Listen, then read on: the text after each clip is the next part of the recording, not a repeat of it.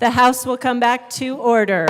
Representative Basenecker. Madam Speaker, I move for a call of the House. A call of the House has been requested. Can I see a show of hands? The motion is sustained. Will the sergeants please close and lock the doors? Mr. Schiebel, turn on the chimes. Members, push your buttons to indicate your presence. And in a few moments, Mr. Schiebel, please start calling the names of those who are absent. Will the sergeants please locate the members who are missing?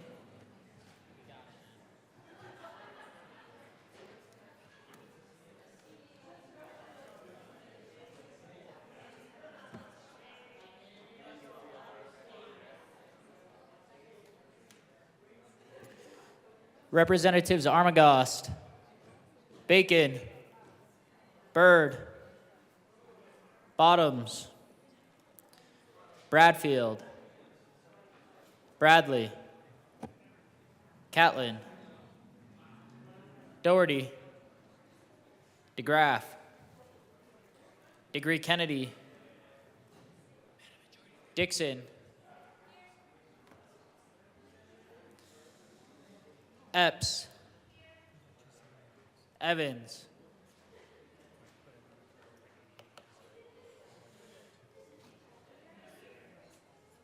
Frizzell, Garcia, Hartsook, Herod,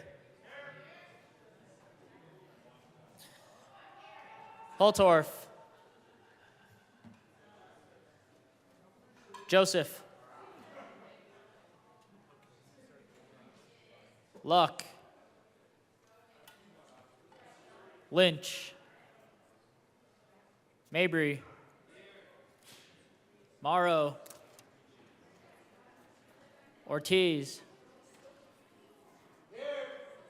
Puglisi, Snyder,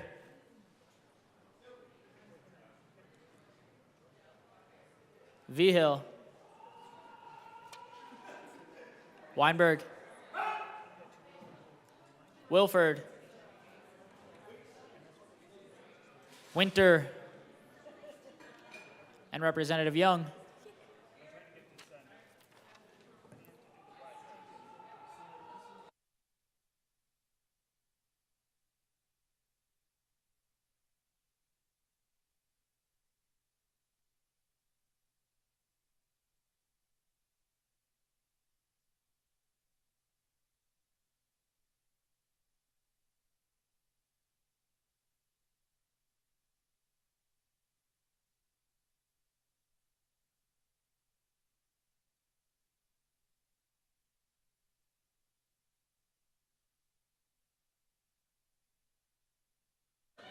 Representatives Armagost, Bacon, Bradfield, Bradley,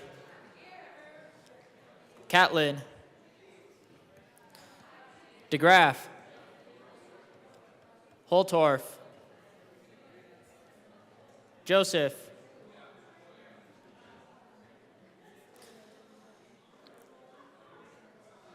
Luck, Morrow, Puglisi, Vigil, Wilford, and Rep. Winter.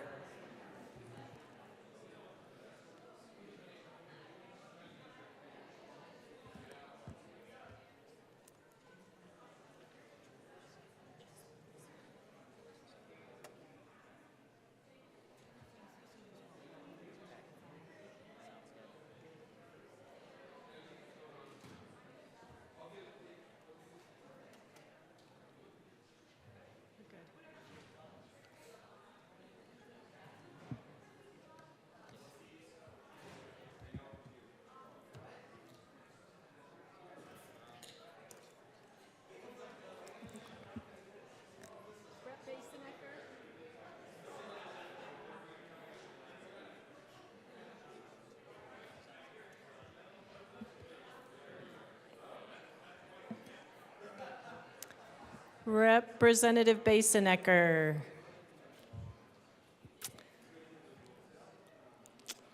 Madam Speaker, I move that the call be raised. It has been moved that the call be raised. All those in favor say aye. Aye. All those opposed, no. The ayes have it. The call is raised. We have some business members. Conference committee reports. First report of First Conference Committee on Senate Bill 271. This report amends the re-revised bill to the President of the Senate and the Speaker of the House of Conference committee Representatives. report will be printed in the journal. Conference committee report number 2.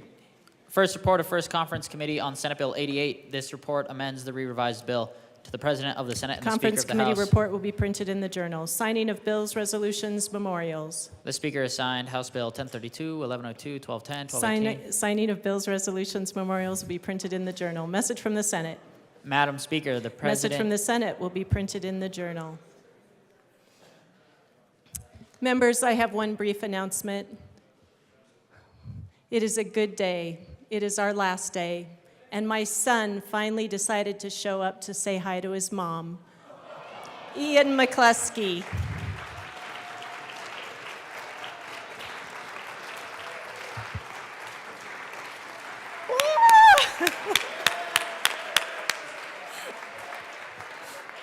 And his lovely girlfriend, Ellie. Thank you all. All right. Members, we are on third reading of bills, final passage. The motion before us is the adoption. We'll have you read it again, Mr. Schiebel. Please read the title of Senate Bill 303. Senate Bill 303 by Senators Fenberg and Hansen, also Representatives Degree, Kennedy, and Weissman, concerning a reduction in property taxes and in connection therewith, creating a limit on annual property tax increases for certain local governments, temporarily reducing the valuation for assessment of certain residential and non-residential property, creating new subclasses of property, permitting the state to retain and spend revenue up to the Proposition HH cap, requiring the retained revenue to be used to reimburse certain local governments for lost property tax revenue and to be deposited in the state education fund to backfill the reduction in school district property tax revenue, transferring general fund money to the state public school fund and to a cash fund to also be used for the reimbursements, limiting the cap on the amount of excess state revenues that may be used for the reimbursements for the 2023 property tax year, referring a ballot issue and making an appropriation. Madam Majority Leader. Madam Speaker, I move Senate Bill 303 on third reading and final passage. Representative Weissman. Thanks, Madam Speaker. Thank you, Mr. Schiebel, for that title. After this morning, I think I know a bit more about where the source of your dedication to public service comes from, so thank you. Members, we are here to ask for permission to offer a third reading amendment. Please proceed. Okay, I guess we display it in a minute, but members, we've had ongoing conversations since yesterday about the profoundly intricate balancing act that Senate Bill 303 is about.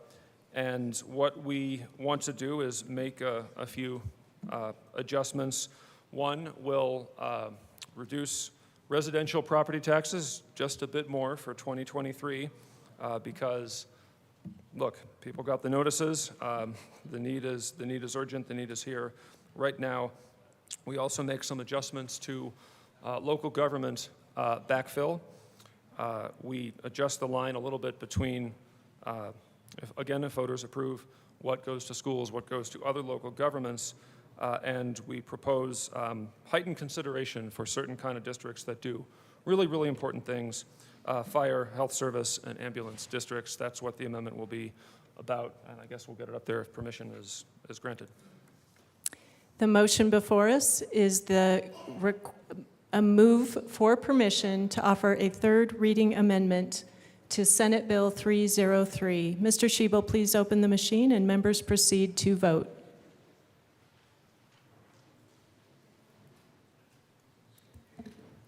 Representative Wilford, how do you vote?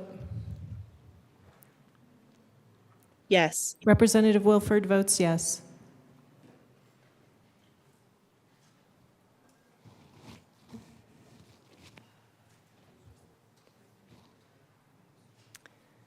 Representative DeGraff is excused. Representative Luck, Representative Morrow excused.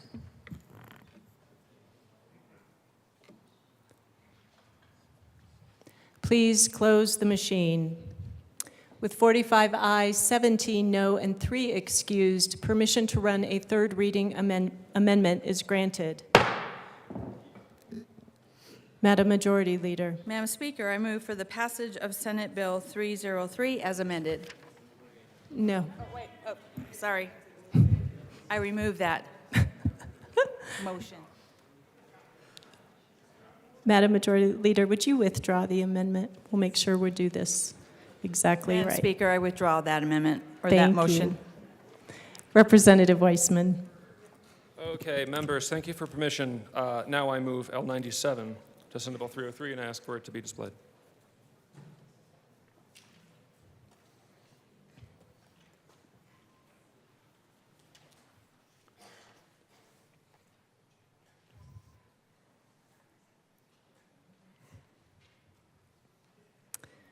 The amendment is properly displayed. Please proceed. Thank you. So, members, this is what I just spoke of. Basically, the middle of the amendment from lines 9 to 17 make that 9 to 18, is where we provide for additional reduction in residential property taxes that will be experienced by our constituents for the 2023 year. It goes back down to the same $40,000 that's been in the bill after that. Line 20 is where we increase the amount of HH revenue that will be available for local government backfill from 15%. The rest of the amendment from line 21 down is where we try to acknowledge that there are certain districts organized under Title 32 that are doing particularly critical things. Fire, health service, that means hospital. It's just called a health service district in the law. And ambulance districts. There are districts all over the state organized for these purposes. If you're not in a city like I am, you're probably getting these critical services from these districts. We acknowledge their importance in the adjustment that we make here, and we ask for your support for L97. Assistant Minority Leader Puglisi. Thank you, Madam Speaker. I rise in opposition to this amendment for a lot of reasons. First of all, this body has the power to lower state assessment rates today. Maybe not today because now we're out of time, but we could fix this problem for our people now. We chose not to. And when I say we, I mean the governor, who broke this to begin with, because when Gallagher was taken out of the Constitution, which I campaigned very hard against, because if you're going to take it out of the Constitution, you had to have a replace. If you're going to repeal, you need to have a replace. And nobody wanted to work on the replace because it was just too hard. And so what they did instead was say, we're just going to fix this incrementally. We're going to put a Band-Aid on it. And I want to remind everybody The state gets $0 in property tax, zero. Municipalities get $0 in property tax. Local governments, special districts, school districts, county governments, they rely heavily, almost substantially, on property tax. Do you know who wasn't at the table on this conversation? All of those local governments who rely on this form of revenue. And that is unacceptable. You want to know why this carve-out is here? Because we're buying votes, and that is unacceptable in the people's house. Because you know what? Local governments, we do public safety too. Your jails, run by counties. Your sheriff's office, run by counties. Your public health departments, run by counties. Your human services departments, run by counties. You want to keep kids safe? You have to go to your counties. And we are not working on legislation the way that we need to for good public policy for our constituents. If you want to lower property taxes, you can do that. This body has the power to do that with a single amendment. It is not a 60-page bill with more amendments on third readings. And I know all the rules are out now because, we normally only could do technical amendments, but now we're doing substantive amendments. It is not fair. It is not right. And I'm telling you, someone said to me the other day that the last couple of days I've been more passionate than I normally am. But this consistent attack on local governments and how they operate that helps your constituents, every single one of your constituents, is just too much. This is just too much. You can't get up here and break it. You broke it. And the governor broke it, and he needs to own that. But instead of bringing all the people together, finding a real solution to help real Coloradans, we're dinking around with this. And for what reason? Because we don't want to bring people to the table? Because the governor's working with one special interest group in a back room somewhere? And I don't care where that special interest group comes. I don't care which side of the aisle it comes on. It is unacceptable to not bring in the people who actually have to deal with these cuts. That is your local governments. And I just don't understand why we can't have substantive conversations. I ran 3 property tax bills, 2 with my very super smart former assessor who did this for a living for decades. You know who wasn't at the table? Her.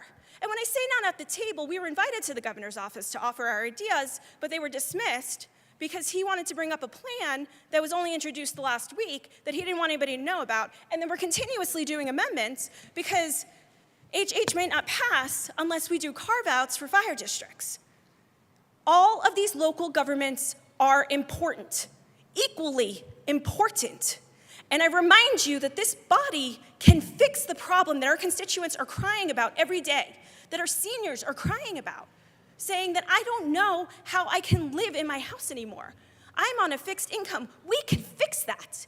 We tried. We had 3 potential solutions to fix it, but nobody would listen to us in the governor's office. And so now you have this monstrosity of a bill that I'm sure none of you really truly understand, because I don't truly understand all of the impacts on our communities. And then we're coming with a 3rd reading amendment to do a carve-out to make sure we don't have opposition from fire districts? What about water districts? How are you going to get water to your people? You want growth and affordable housing, but we're not talking about the underlying issues that are causing housing to be unaffordable. And it is incredibly difficult for me to sit in this chamber and allow this and watch this to happen without calling it out for what it really is. I will not be part of buying votes. I will not be part of having solutions that are ignored that truly help our people. We can do this together. Democrats, Republicans can sit at the table. This isn't abortion. This isn't guns. This isn't the super controversial. This is property taxes. Why can't we come together at the table together and come up with solutions? My colleague had a great solution to freeze this and give people a chance to readjust while a task force of the people who actually deal with property tax was formed, and we could talk about real solutions, long-term solutions, not Band-Aids. But yet we continue to bring this legislation that's made in a vacuum with one special interest group that's going to hurt our people. And for what? Why can't we just come to the table? And so I urge a no vote on this amendment. Thank you. Representative Frizzell.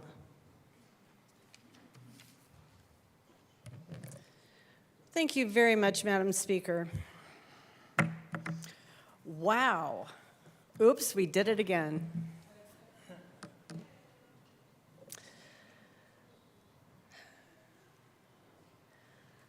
I think that this amendment, I don't disagree that we should up this exemption amount. I think it's still a little low, personally. The reality is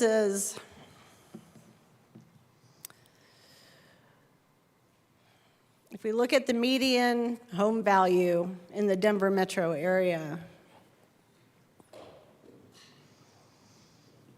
which is around $600,000, maybe less, depending on where you are. This additional $10,000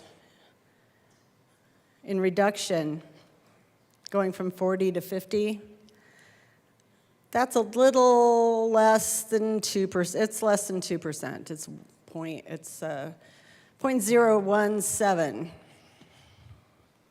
So 1.7% of the total property value. So compared to the value increases that our citizens have experienced, not 1.7%, heck of a lot more. So this is a nice bone to throw. It's not enough. It's not going to make a big difference. But heck, you got to feel good about yourselves.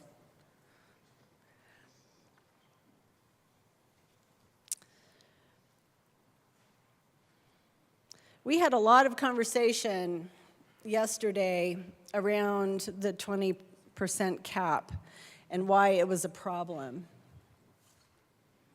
We had a lot of conversation around that, several amendments. And we had the opportunity to have the conversation around caps yesterday, carve-outs yesterday. That conversation didn't happen when we were bringing amendments, unfortunately, but here we are. With about 5.5 hours? Is that about right? 6.5. Not that anybody's counting. 6.5 hours, and we are still trying to get property tax relief right on day 120. Still trying.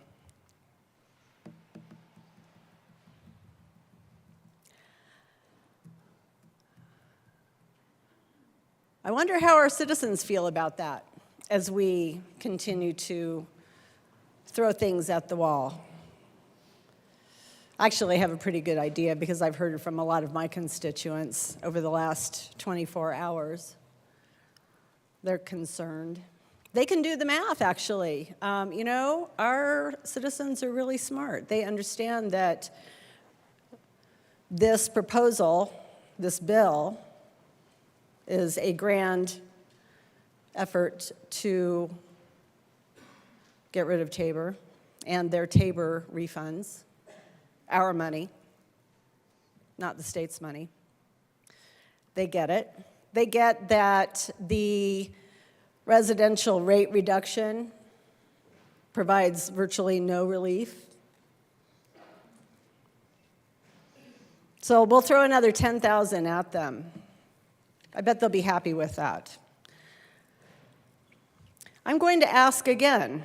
I'm going to renew my request. Let's come together. Let's come together in a special session and work together to create real and meaningful relief for our citizens. Real and meaningful relief. This amendment is not that. This bill is not that. And if you think that our citizens, the citizens of this state, whose money we are bandying about, don't know it, then you're wrong.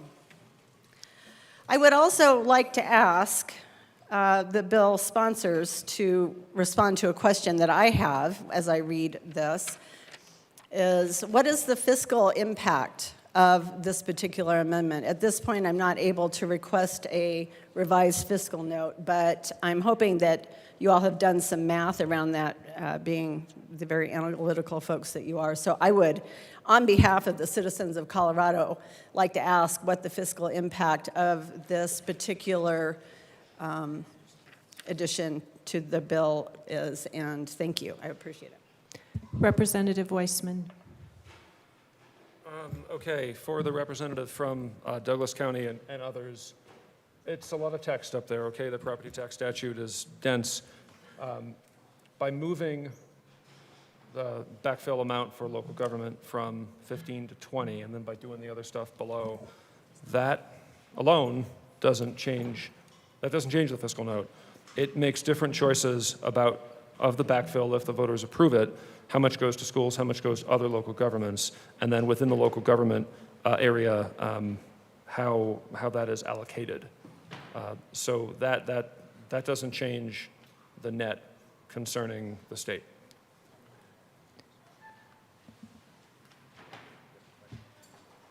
Representative Frizzell, if you wanted to follow up, this is your second time to speak to the amendment. And you have 4 minutes remaining. Thank you very much, Madam Speaker. So you were saying that there is, raising the exemption from 40 to 50,000 on every residential property. And my apologies, I'm just seeing this.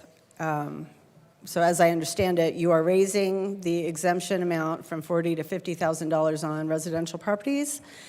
So I would think that there would be some fiscal impact to that as far as an additional amount that would need to be backfilled to schools and other taxing entities. And so you're telling me no? Representative Weissman. And Representative Weissman, you have 8 minutes, 30 seconds. Thank you. Concerning that part of the amendment, so we increase the subtraction from basis at the 6.7%. Exactly what that means for the homeowner depends on the mill levy. My rough math is if you're in a really low mill levy area, maybe 50. If you're in a high mill levy area, it could be over 100. School finance is kept harmless. Through the School Finance Act, we backfill that entirely. And again, going forward, the HH fund, is what it is if that's approved by voters. And then we have existing backfill, and it hasn't changed here, for 23, which is the only year that we're impacting here. Does that help? Representative DeGraff. And we are to the amendment, just as a reminder. Thank you, Madam Speaker. People of Colorado, this is government done to you, not for you. The devil is in the details, and there's a lot of details in here in this one page. Squoze into one page so it doesn't violate the 24-hour rule. Probably a lot of editing. Meeting with the special interest groups. Not sure where the stakeholders are, but what this amendment tells us first and foremost is this bill is not ready. We were told that this bill was sent to the floor because it was finally ready. But at 5:33 p.m., sorry, I read that on the wrong side. 5:33 p.m., we have a new amendment. Because this bill is not ready, because this is government done to you, not for you. We showed up this morning. It's taken about 9 hours to get to this point of wrangling and wheeling and dealing. carving out special groups. What is this going to do to the overall thing? There's a couple changes in here. We could make these really quick, but what is the overall impact? We don't know. We don't know. This is government done to you, not for you. This is not ready. This bill isn't ready. It was never really designed to be ready. Now, if you were allowed to have props up here, what I would bring up is 3 cups and a ping pong ball. And I would just keep them moving. I would keep the props moving, but I'm not allowed to have props. But I would keep them moving and keep your eyes over here while I do something else over here. This bill is keeping moving. It's not ready. Who's read it? It showed up just really hours ago. I've got a stack of bills on my table that's... And Representative DeGraff, I'll keep you focused on the amendment at this moment. Thank you, Madam Speaker. I really appreciate that. We're talking about 6.7%, lowering that. We had, so this changes your options a little bit. This changes your options a little bit. Your options were largest tax increase ever, or largest tax increase ever minus a little bit and lose your tabor forever. And now we've changed that little bit by a little bit. So how is this going to change it? We don't know. It's got a special carve out. 40 to 50, that's a big change. 40 to 50, whatever that's for, that's a big change. 40, 50, 15, 20, 25, 30, 35, 40, sold. This is government done to you, not for you. If this bill was ready, it would have showed up because we knew this bill was coming. We've been wondering all session how Tabor's going to end. Taxpayer Bill of Rights, let's get that straight. The Taxpayer Bill of Rights, when the Taxpayer Bill of Rights will cease to exist, and this is what this bill is for. This is the result, one page, squoze into one page to stay inside the 24-hour restriction that's taken 9 hours of wheeling and dealing to get to this point because this bill is not ready. The bill is not ready. The sponsors don't really want you to know what's in it. We haven't had there's not been analysis of it. Or has this been sitting?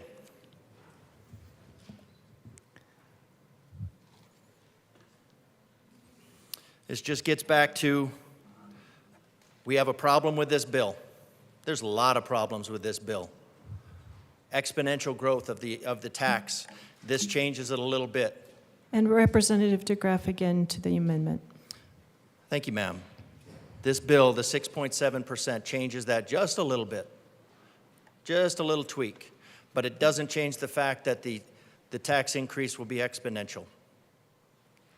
Hidden behind the first 2 years that will show up in the Blue Book. Was that a problem with the bill? Yeah, it was a problem with the bill. And who's fixing the problem? The people who made the problem.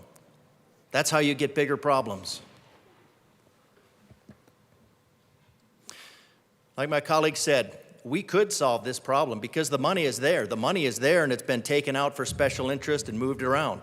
And I know, and I'm getting back to the amendment, because this amendment to fix this bill is not intended to fix anything. It's intended to take more of your money. The money was there. It was taken out.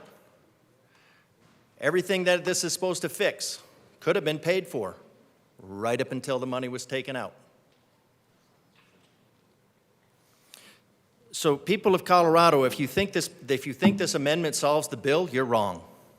If you think this bill solves the problem, you are really wrong. If you were upset about the tax, if you got upset about the tax thing you got in the mail this time around, just wait till you get this one.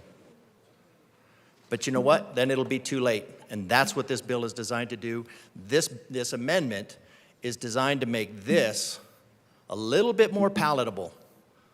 Just encourage you to take a little bit more. Take some of the opposition off the table. While they just take a little opposition off the table while they carve out some lenience for themselves. That's what this amendment is. It's a furtherance It's a further, there's so much wrong with this bill. Mainly that it was dropped, that it's a priority, it's a Again, priority of Representative downstairs. Tigraft, just to the amendment. Thank you, ma'am. I'm almost done. This was a priority of downstairs. This priority came up from below, far below, at least 20 feet. And it is not ready. And this amendment is proof that it's not ready. This amendment is proof of the insult this is to the people of Colorado. Colorado deserves better. Representative Wilson. Thank you, Madam Speaker. A couple questions for the bill sponsors. First of all, my colleague from Douglas County asked about the fiscal impact, and we heard some talk about backfill. Phil, I may have missed something, but I'd like to know, how does this change the fiscal note since we're unable to answer unable to ask for an additional one? Also, I'd like to know why 10,000? Where did we come up with moving the tax, the deduction from 40,000 to 50,000? Members, just as a point of clarification, as with the bill, when we're on an amendment, members may speak twice in their 10-minute window.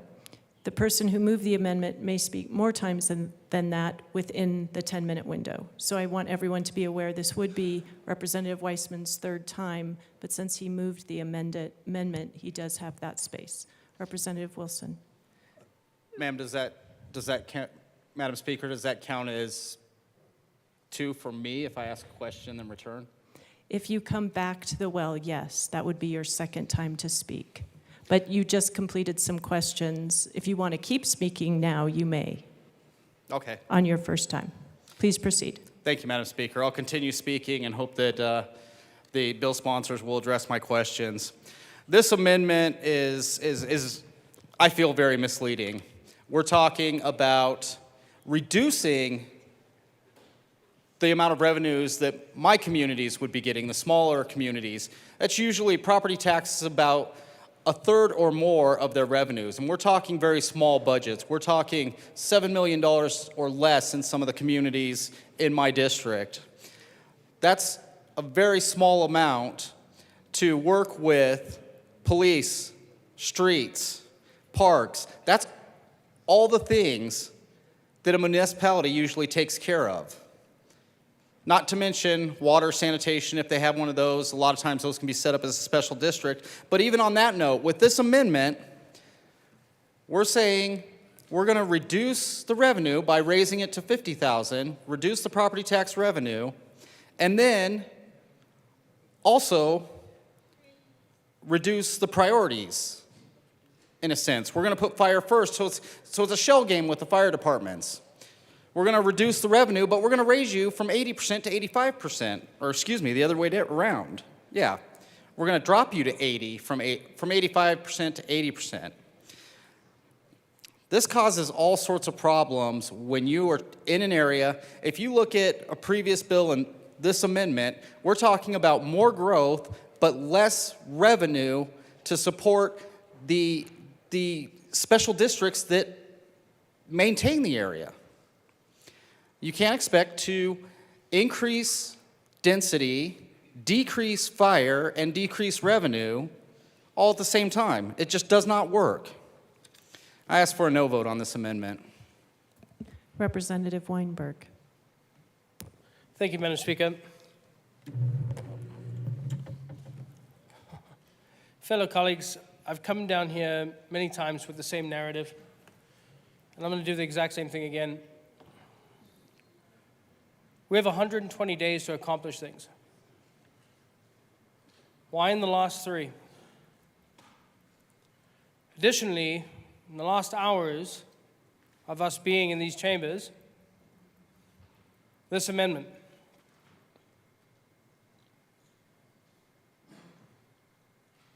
There's no answer you can give me that you claim to stakehold. I can't see that.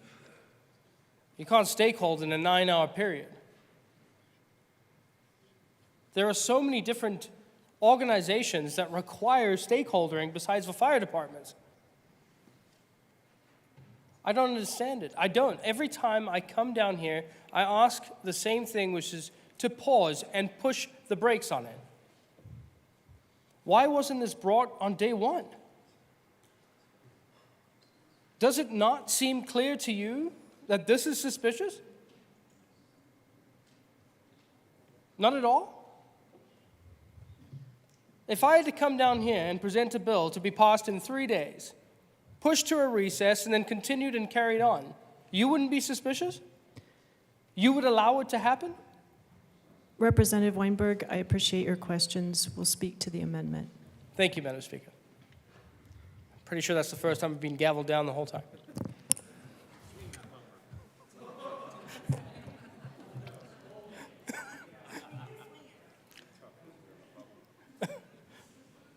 I consider you friends and colleagues. This amendment to me is being pushed in, and I don't see why. I can't even find the time to go through all of it and truly dissect it. In fact, furthermore, not only can I not figure it out, I can't go out there and stakeholder to figure it out because the time is up. Time is up.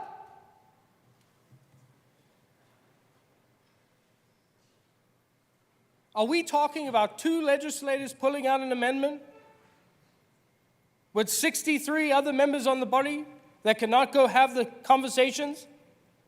Where are we? We don't have another day. We don't have another week.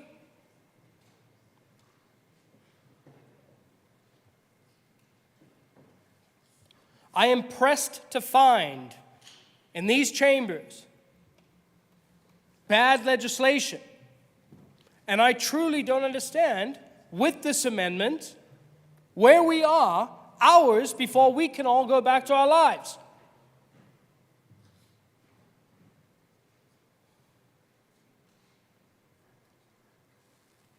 Today should be a day of victory and triumph for all of us, for the endurement. But amendments like this on bills passed days before we can get anywhere,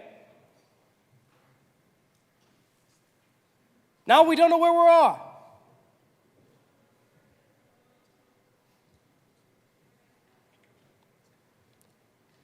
Many a bill are not going to pass. But with this amendment, are being pushed through, shoved down our throats. I wasn't stakeholdered on this, nor was my city. My fire chief wasn't here. In fact, we're carving out pieces to where everybody else is left out. Why?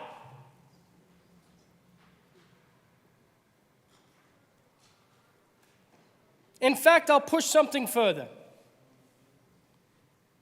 With this amendment, that's when I start getting suspicion. I'll tell you why. Because if the bill was perfect and it was good for 3 days, and this amendment didn't need to be carried, maybe we would have the votes. But that's not what happened. A last-minute amendment added to a bill that was already contentious within these chambers.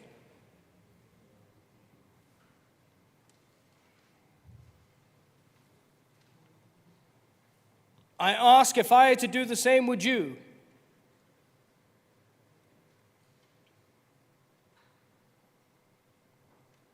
It has not taken me long, or all of the other fellow colleagues that are also freshmen, to figure out what the process is down here. And this is not the process.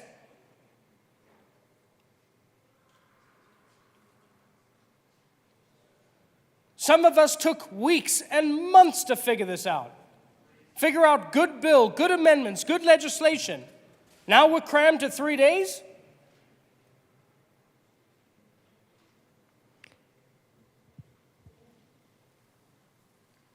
How can we even go back to our districts and say that this is what we accomplished in the last hours of us being in this chamber?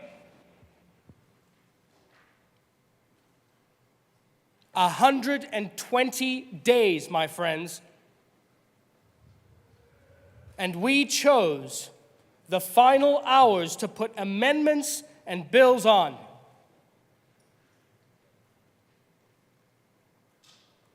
Where is the talking to the people of Colorado? Bring me your folders and show me your stacks of your constituents in your district. Do they even know about this amendment? Have they received it today? Because I say they have not. And if that is not enough to stop, I don't know what is. Your 77,000 that you represent, unaffiliates, Democrats, and Republicans alike, have not received this amendment to this bill 3 days ago. And you're trying to pass this in this state? That's where we are right now. That is what we have resorted to.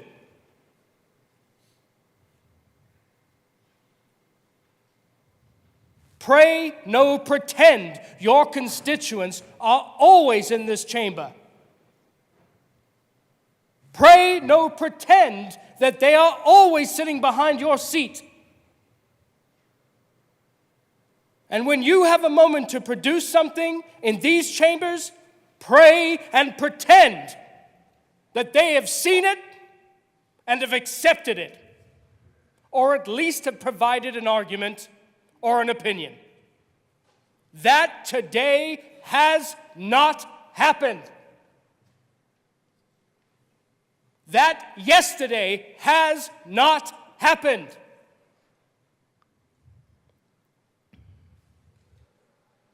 You are ignoring your basic fundamentals.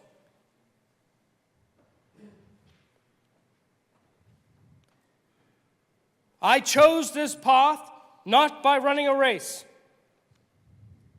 I chose this path because people had asked me to fill it. And those people I listened to, regardless of affiliation. If I had to dare produce an amendment hours before a bill without consulting the people that would put me in this bloody place, I have done my city, my people, a disservice, a disjustice,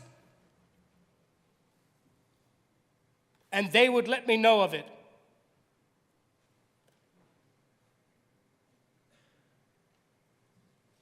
We have worked hard these past months.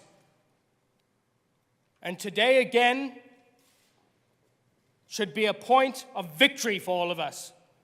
But instead, we are bothered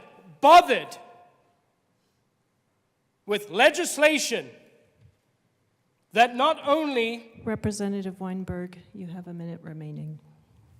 I actually did 10 minutes.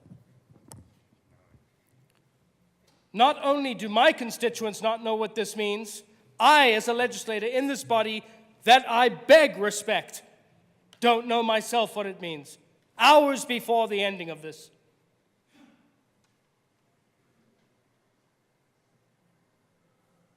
As the representative of the city of Loveland, I stand in opposition of this amendment, and I pray, beg, and plead that you all, for your constituents, do the same, because they do not know what this does to the bill in full effect. Thank you, Madam Speaker. Representative Winter. Thank you, Madam Speaker. I was elected to come up here and tell the truth. And I'm going to tell you the way I see it and the way my constituents are seeing it. I rise against this amendment, and let me tell you why. I sat on a local fire district, rural fire district. And when those that wanted to kill Gallagher, those that wanted to get rid of Gallagher, who did they go for to support to do this? They went to the fire districts, especially in rural Colorado. You know what those fire districts did? With the goodness of their heart, they went out and told people, if we do this, we're going to be able to provide better service for you. and they were taken advantage of. And that's what this amendment does right here. This is going to push the grassroots to go out and push another agenda. And they are going to use the fire districts to get out and do this again. And I'm not guessing, I watched this happen. I was part of this fire board. I watched my fire chief go out. And when I was party of the chair, or chair of the party, I went against my fire chief. And you know what's kind of crazy is I told him this was going to happen. And my colleagues told him this was going to happen. When Gallagher was gone, this was the position that we were going to be in. And that's what this amendment's about, to get the grassroots and the fire districts on board. That way we can pass a bad bill.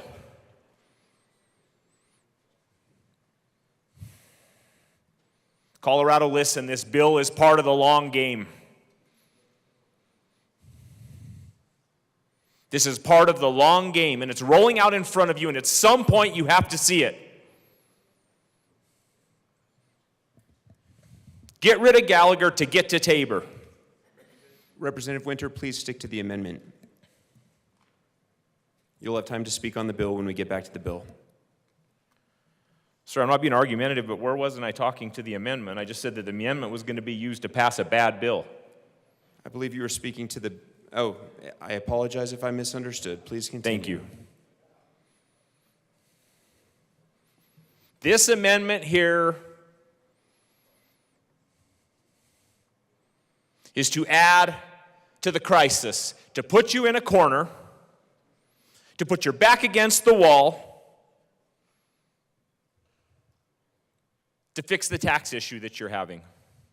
This amendment here is to get good-hearted people to get out on the streets and hustle to get this agenda passed.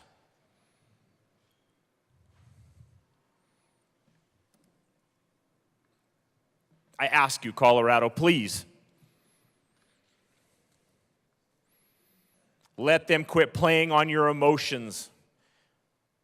Demand real fixes for these problems.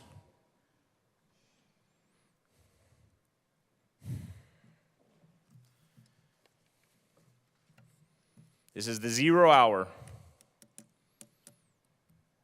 And you want to know what? This actually was stakeholdered a little bit in the last 24 hours, because that's why this amendment's sitting right here.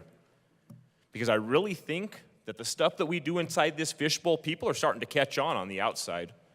A little litmus test was done, and it was like, oh man, you know, this might be teetering on the brink, so let's go and give this carve out. Then we can get that grassroots on board so we can help fix this problem. And no matter how this falls, all I ask you, Colorado, quit buying the snake oil. Enough's enough. I urge a no vote. Representative Bottoms. Thank you, Mr. Speaker Pro Tem. My colleagues are all taking my stuff. So I did want to mention a few things that I think are important. This amendment, first, I think this amendment is very petty, extremely petty. There was some stakeholding. It's called thousands and thousands of emails and phone calls to the governor that said, we are not going to stand for this as a state. And this is a tiny, shallow little carve-out that is trying to use the fire districts to get the job done. This is, to me, it's embarrassing. The idea that we would try to do this, and the fact that when all of this goes through, you're never going to get taxpayer bill of rights back. It's not going to happen. This was the point from the beginning. This is the very point of this whole thing. That's why they have to have this tiny little carve out, this fake amendment, is because it's about Tabor. It's about the taxpayer bill of rights. And we knew they were coming after it, and this is it. And it really is kind of discouraging. And the representative from Castle Rock came up here and asked, well, what about the fiscal note? If you're making an amendment, shouldn't you have the numbers on the page that has that? And the sponsor said a lot of words, and the answer was, I don't know. That was the real answer. There was a lot of words, but the answer was, I don't know what this means. Why? Because nobody knows. Nobody knows about this whole thing. You cannot add this stuff up. And the fact that this is basically not the same bill that came through, this amendment is just proof of this. This is not the same bill. This is less than seconds. This is less than what we should be discussing on seconds because it's not even the same bill. Now we have another amendment. This is beyond the pale for me. I think we're forgetting what this House is for, what legislation is about. I think we forgot that. I think we left that in the dust actually a couple of weeks ago. But I urge the strongest of no votes on this amendment. Representative Bradley. Thank you, Mr. Speaker Pro Tem. Man, I thought I was out of here without having to come back up here. Darn it. The last day. It's 6 o'clock on the last day. And we're arguing one of the most important bills for our entire state. This isn't a subset of people. This involves 6 million people at 6 o'clock on the last day. Rushed legislation. I told you yesterday I didn't sign up for this, and I wouldn't do this as a responsible legislator. I wouldn't do it. I've talked and I've heard some people on the other side say that they're a little bothered by surprise amendments. And look, another one at 6 o'clock on the last day. Wow.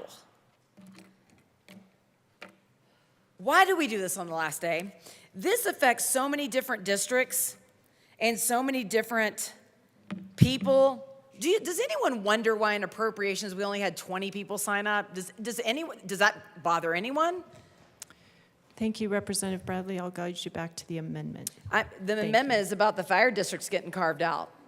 If other districts had known that this was going to be a carve out for the fire districts, I'm just saying they would have showed up to testify.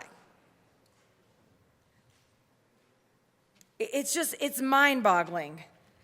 Counties are the arm of the state, and as such, the legislature dictates what counties must do.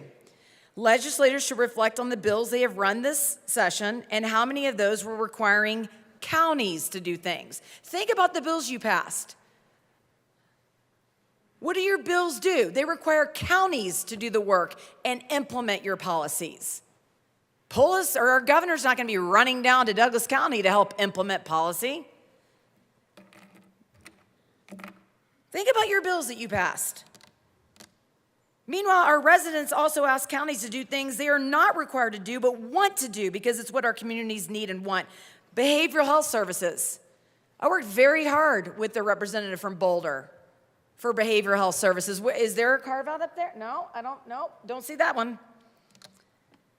Affordable housing. Boy, we have talked about that until we are blue in the face. Carve out? Nope. Childcare. We are letting women see their kids in prison and carving out childcare. Where do you think the counties are going to get money for that? We ran those policies in this chamber, and we said, counties, we respect you enough to allow you to implement them. But we're only carving out the fire districts. And I don't know, I'm going to go back to like being 10. I'm pretty sure when you fight fire, you need water. Wow. Where's the carve out for the water districts? How do you expect counties to meet the needs if we aren't positioning them for success? What I have learned and what I said I learned yesterday is we pick winners and losers in this body, and the losers are always going to be at a disadvantage from this point forward. I looked at what this amendment carves out. Do you see the yellow? There are 61 things that take money and revenue from property taxes. 3 are being carved out. So listen up, the 64 others. Fire protection districts, health service districts, and ambulance districts are carved out at this last-minute amendment. Why? I think it's a deal with the devil, but metropolitan districts, park and recreation districts, sanitation districts, water districts, water and sanitation districts, metro sewage disposal districts, cemetery districts. Well, I don't know where we're going to bury people if they don't have any money to bury them.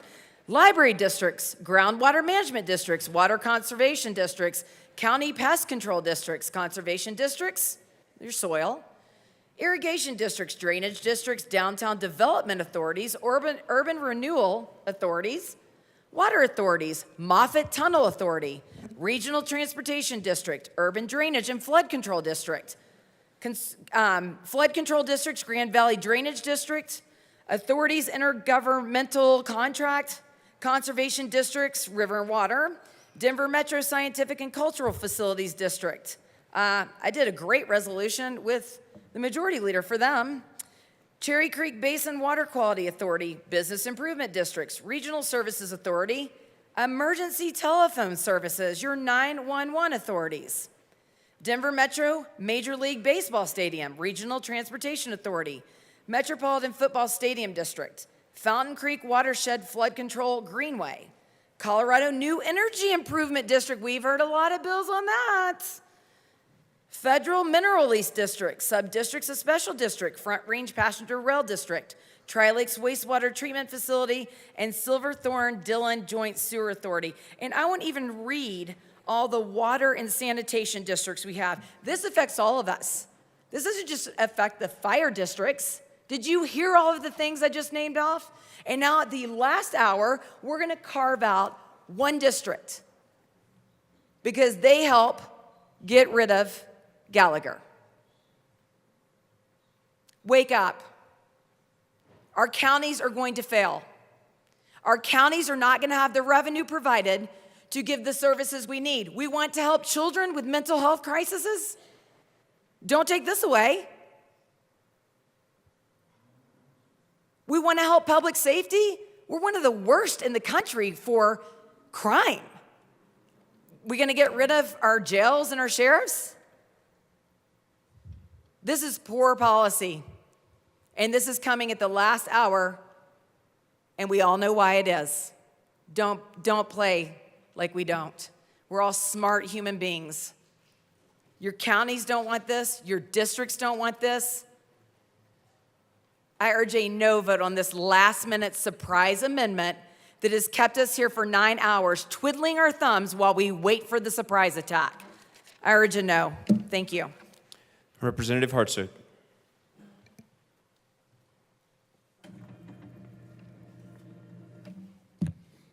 Thank you, Mr. Speaker Pro Tem. Well. We look ourselves, it's the bottom of the ninth inning. We have left less than 6 hours on the clock, and we've got this amendment here. I've served as a director on a water district board. I've served as a county planning commissioner. Now I'm serving up here. I know that on the water district, we would always work with the fire departments because guess what? As we mentioned earlier, we're the ones that have to supply the water. And it takes time to do all that. So let's talk about time for a second. We have less than 6 hours in the 74th session here today. We started 120 days ago. Do you know how many hours that is? That's a total, I pulled up my calculator, it's 172,800 hours that we've been in session, and now with 6 hours to go, we're working on this amendment. I don't know about you, but any other environment you worked in, you'd be fired for that, because this is pathetic. We don't bring something at the last minute when the news is off the line, closed, and trying to figure out how to solve this. Because all the other districts are going to have a great gnashing of teeth when this thing goes through, and the water districts have to figure out, the planning commissioners have to figure out, and Health and Human Services, and every other entity that's going to get caught short. Heck, I've had my colleagues up here that are way smarter than I am about local government and some of these tax issues, and we're struggling trying to figure out what this single amendment means, let alone the entire bill. Yet it's been strategically placed with less than 6 hours to go. That's a fraction of a fraction of a fraction of a percent. And the total time we've been in the chamber this session to shove it through. Great job. In case you're wondering, that's sarcasm. And hopefully I don't get gavelled, but I think we need to take a hard look at what we're doing. Members, this is not correct. This is not proper governance. This isn't stakeholding. I've sat on district boards. I was a director. The people that are sitting on these district boards across this state are going to have to look at this bill when it comes out and this amendment, and they're going to scratch their heads and figure out how on earth do we adjust to this? How do we meet our customers' needs of water? We're not talking something that we can do without. Trash service might get a little stinky. We're talking about water.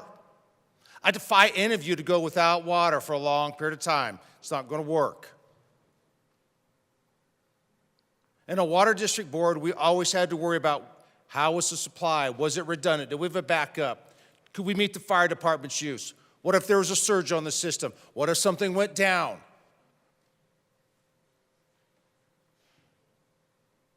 And these funding schedules on these amendments and these bills have turned all of that upside down. These districts plan. And when they plan short-term and long-term.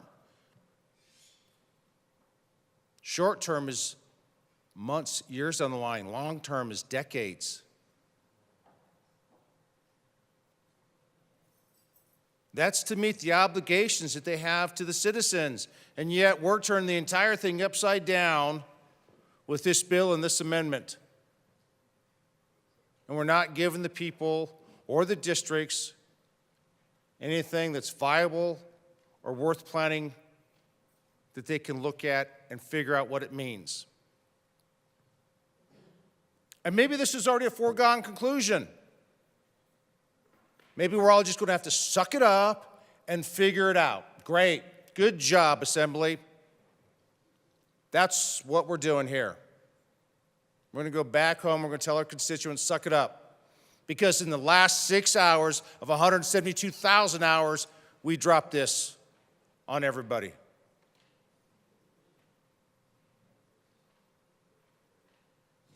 You don't build cities that way. You don't build trust that way. Yet that's what we're doing here.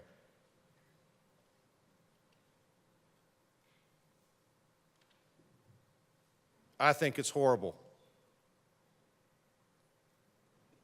Maybe you don't get a choice in it. Maybe you think this is the best thing since sliced bread and apple pie. I don't know. But I can tell you from the people that are on the receiving end of this is going to turn their world upside down. And all this garbage talk about, oh, it's going to save this and it's going to save that. Look in the mirror. You and I both know that is not a fact. If we can't look at this bill and it has to be ramrodded through along with this amendment in the last waning hours, you would think as legislators we would have learned throughout history how many bills in the last decade or two have been shoved through in the last few hours and people don't get to read it, people don't get to debate it, people don't get to bring in stakeholders and a variety of experts to testify this is how it's going to impact me. I know because I sat on a water board. I know because I was a planning commissioner. You've heard my colleagues from Douglas County and El Paso County get up here and talk about the impacts to local government. All the amenities and the few carve-outs of this amendment. If we start pitting against each little sub-district against itself by carving out for here but not carving out for others, what is that going to do in our communities? I can tell you what it won't do. It certainly won't build harmony. Because you know what? Somebody's going to go, well, I got my carve out, and over here they're going to go, well, I didn't get anything.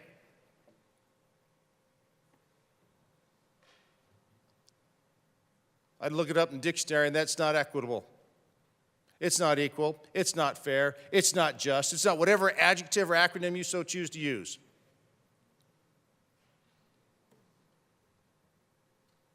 Members, we're not doing our jobs. We're shoving this through at the last minute in the waning hours.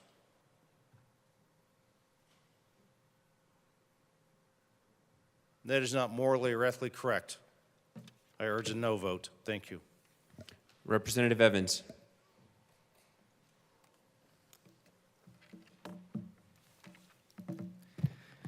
All right, colleagues in Colorado. Big long bill, lots of tax stuff, lots of glazed over eyes going, I don't know what I'm looking at. Well, guess what? That's why I'm here, because I like numbers. And I like to crunch the numbers and talk about what this actually means for Colorado. So let's talk about this amendment here. I've had constituents tell me it's really frustrating when we start talking about the amendment and there's no way for them to see the amendment, because that's not something that scrolls over the Colorado channel. So I'm going to read the amendment for those folks. Does a lot of things up here. One of the things it does is on page 28, line 17 of the bill, it strikes 40 and substitutes 50. So I'm on page 28 of the bill. What it's talking about there is the valuation for property. So somebody goes out and says, I'd pay $500,000 for that property there, for that single-family home, multifamily home, whatever it is. What this bill does is it says for tax purposes, we're going to drop the taxed value by $40,000 per the bill, $50,000 per this amendment. So that then begs the question, how are property taxes calculated? I'm going to try to make this very simple. Property tax is a function of three things. It's the value of the property, which is controlled by the market. Lots of people want to come to Colorado, value goes up. People don't want to come to Colorado, value goes down. So it's the property's value times the mill levy times the assessed value. So the market controls the actual value of the property. The mill levy is controlled by local governments. Mills just means 0.1%. And then you have your assessment rate.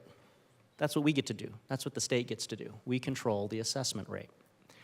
So what this amendment does is it's messing with some of those numbers in there. Again, we don't get control of the market value of that property. But this amendment here talks about 40 to 50. So there we are messing with that a little bit. If your property is worth $500,000, this is saying, hey, you can automatically carve off under the bill $40,000 of that, so you'd only be taxed on $460,000 out of $500,000. But this amendment adds another 10% in there. It says, hey, if you own a $500,000 property, you would only be taxed on $450,000 of it. But that $450,000 is then going to be modified by the mill levy. Again, that's set by local governments. We're not messing with that here. A fairly standard mill levy would be 100 mills. So think 10% is roughly what that translates into. And then that would be multiplied by something else that we're messing with up here. And that's the assessment rate.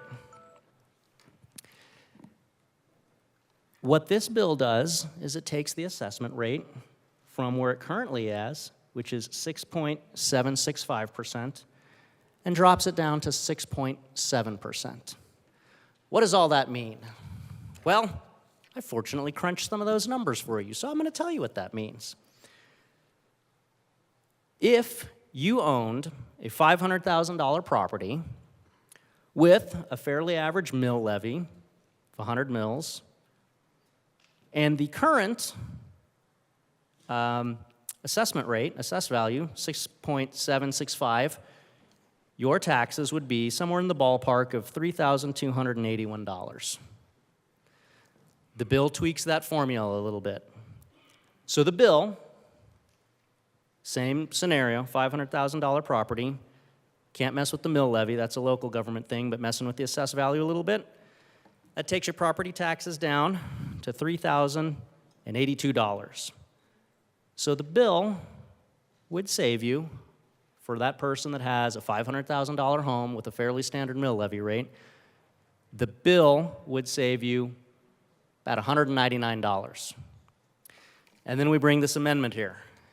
Again, the amendment jumps up the amount that you can deduct from your property, basically lowers the taxable value of your home by another $10,000. So when you plug that in there, you go down another $67.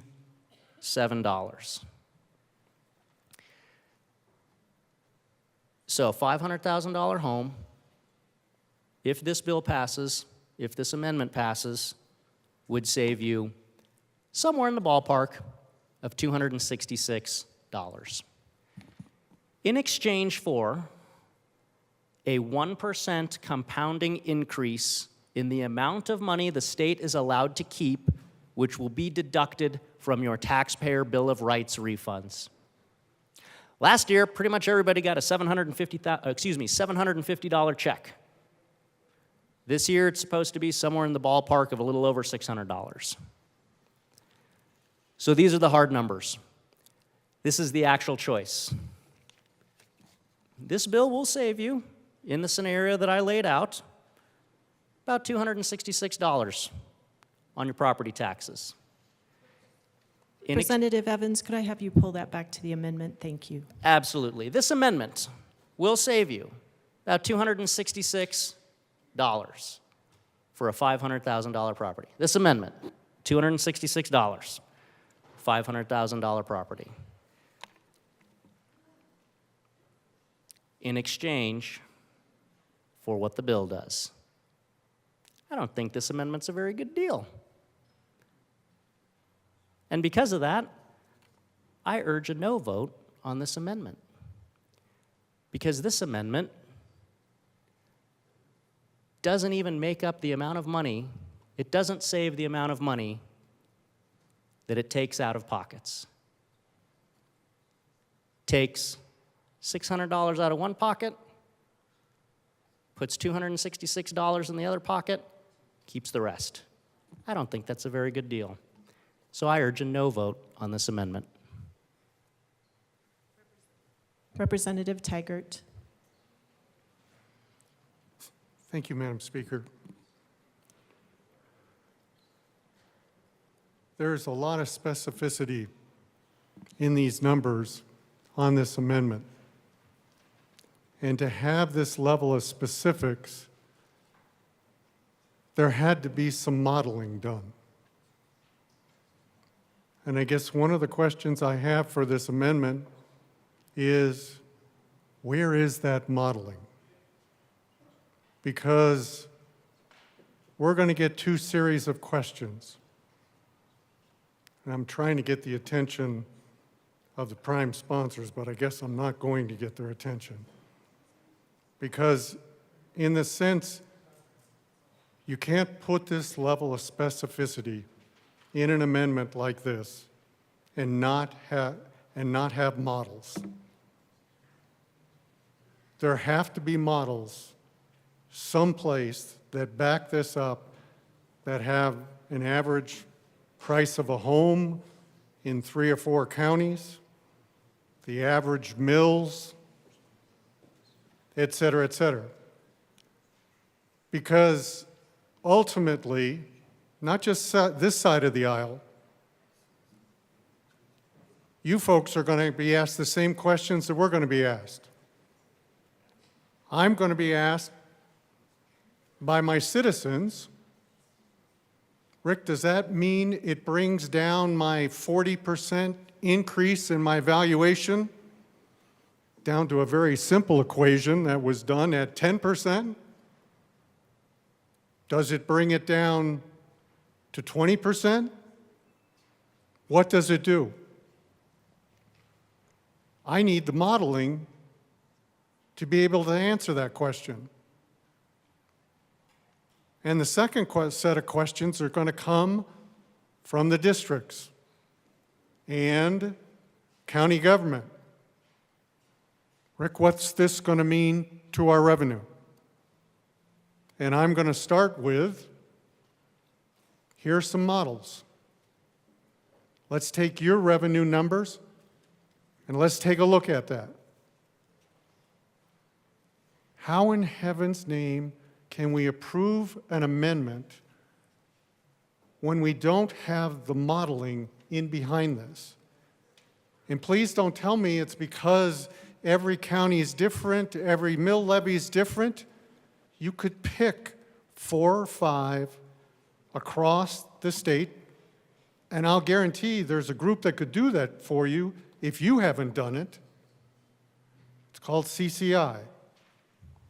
They could do that modeling very quickly. And guess what else goes into that modeling? You've put a cap on this general fund for HH at 20%. Now, the other question you got to pose is, where's the other 80% going? Because I couldn't find how in the amendment or in the bill, how the remaining 80%, where does it go? Is that all strictly for schools? Maybe, but it'd be nice to know that, wouldn't it? So please, if you're going to ask us to do something at the last minute, please also have the courtesy to give us the tools to know somebody did modeling on this. You don't have this specificity in numbers and not have models. And you can't tell me that every district, every county is different. That is not an answer. I hate to tell you this, but if somebody brought this to me in a corporation with this kind of complication, we wouldn't call it an amendment. We probably would call it a strategy. My first question would be, if they didn't give it to me, is how does this model out? Wouldn't you? So where are the models behind this? Because I think we're deserving of seeing them. Thank you. Speaker Pro Tem Degree Kennedy. Thank you, Madam Speaker. $89 million. Yes, we have models. We have extensively modeled this. I do apologize. We have not been able to share all of our modeling with all of you. We do have an incredible amount of data that's been put together by some incredible people doing incredible work on this bill. That $89 million is entirely what you're seeing in the 40 to 50 move on line 18 here, right? When we change the subtraction from a person's property value from $40,000 to $50,000 a year in the first year, that is a total property tax reduction of $89 million in addition to all of the other property tax reductions that are already in this bill. Of that, the first $32 million is a school district reimbursement that will be entirely repaid out of the current Tabor surplus. This measure in the first fiscal year is not even invoking the new Prop HH cap. So we're talking about what is in the current Tabor surplus. $32 million goes back to the school districts.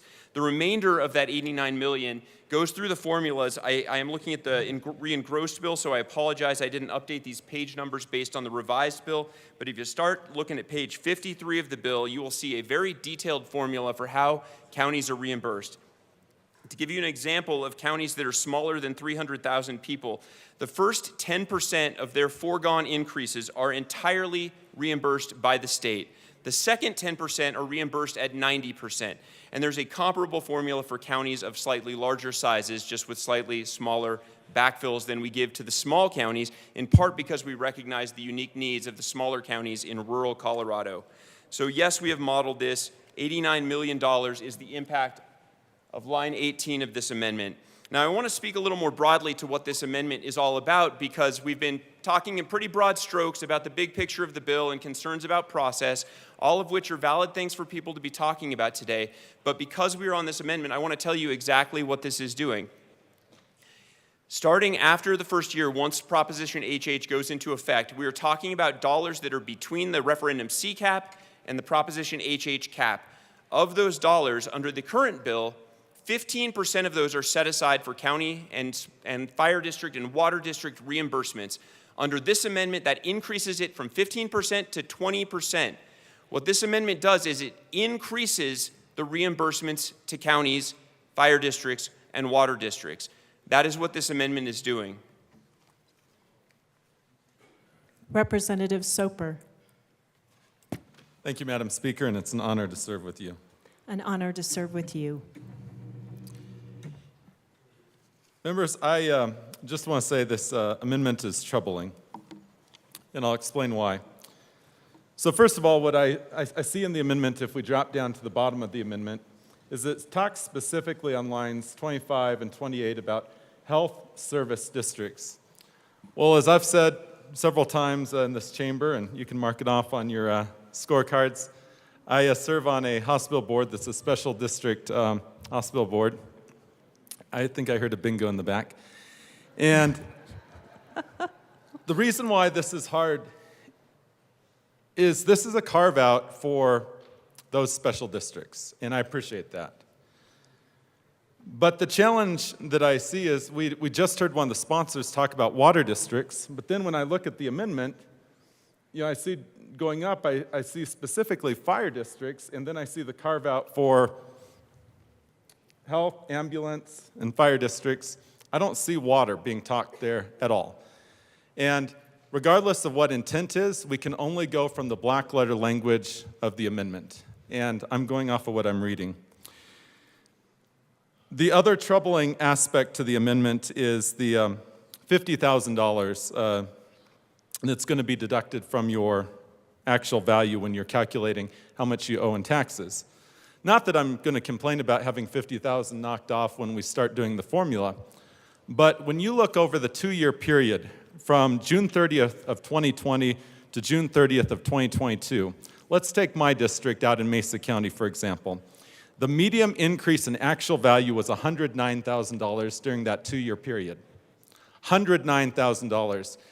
And yet, we're supposed to be told that this decrease of $50,000 is to offset this actual increase that Coloradans saw around the state. I'm just telling you Mesa County. I didn't have enough time to prepare every single county in the state, but I can tell you Mesa County is a good example of this. Our numbers did not go up like they have here on the Front Range, so it's only going to be more. If you're wondering what the percentage is, that's 39% during that 2-year period.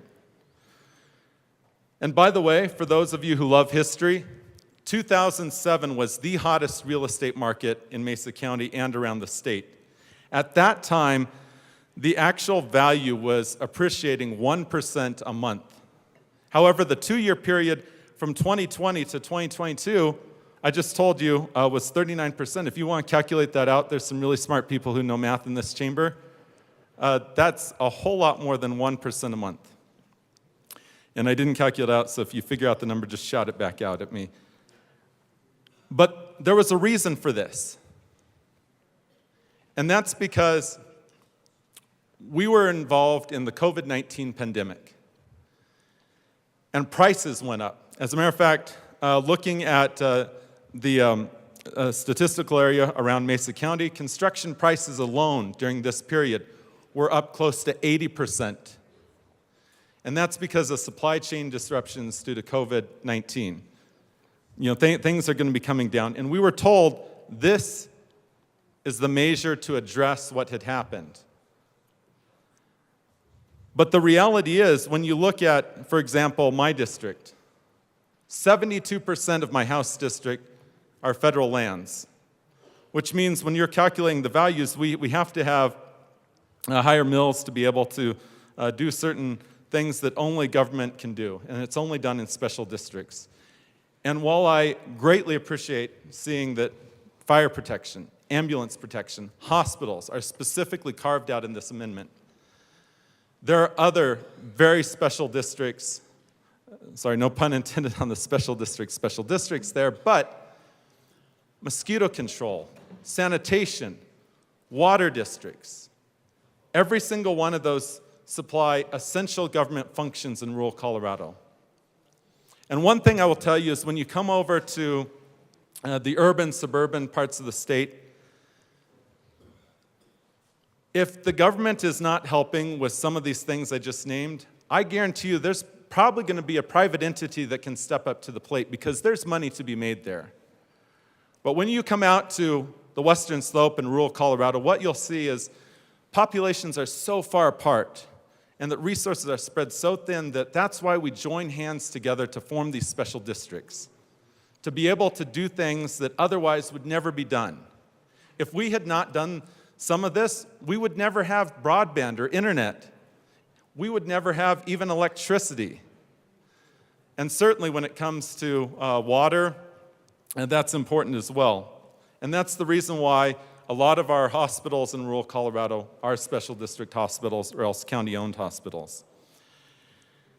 The backfill to counties is also concerning because certainly in the northwest of Colorado, we have a couple of county-owned hospitals. And even Montrose's hospital is a county-owned hospital, which means that the backfill is not going back to those specific hospitals. So if there's a scenario that plays out where we have an economic recession sometime in this 10-year period that HH applies for, what's called out in the amendment for carving out health districts would not apply to a county-owned hospital because that would flow through the county's coffers. This is why I can't support an amendment that picks apart even publicly owned hospitals. It's picking winners and losers in that particular area. And that I can't stand here and tell you that I'd be able to support that. Instead, I would rather see in the amendment, if we're actually talking real relief for Coloradans, let's have it be, first of all, allowing Coloradans to deduct the amount that actually they saw the increase during the 2-year period from 2020 to 2022. That at least would be $109,000 for Mesa County, and for here on the Front Range, that would probably be close to $150,000 in deductions. That would be a real solution here. And then why make it only apply for the first year and then dropping to $40,000 for the next 9 years? Let's have that across the board, because property values in Colorado are going to continue to increase. They have increased. They will increase. We became very popular during the COVID-19 pandemic, and that's part of the reason why property values are increasing at an unprecedented rate. Now that's slowing down, but it's because we were a popular destination for people from other wealthier states to move to. And they were cash buyers. They came from places like California, New York, Illinois, Texas. And they were blocking out our own citizens who were trying to purchase a home using a mortgage because they had cash. They were able to sell a place for $1 million plus, come to Colorado, come to a place like Mesa County where our median actual value is $400,000. Now, I probably shouldn't be telling you this because some in the chamber might be thinking, oh man, you're going to come out and move to Mesa County. And for your information, it is God's country, so it is really nice out there. But the reality is, those are the economic factors that caused our values to skyrocket in this very particular time. High construction rates due to supply chain disruptions, popularity from people from other states wanting to leave cities to get out to the west, to the country, to Colorado. And if we want to tackle the actual increase in actual values, which is what caused people's assessed value to go up, which is what caused their property taxes to skyrocket, which is what caused all our constituents to complain to us, which is the result of this bill being before us, which further is the result of this amendment being before us, to then say we're going to exempt for the first year $50,000 of actual value. That only addresses perhaps 50% to 1/3 of the problem. And this is why I cannot support this amendment in all good faith.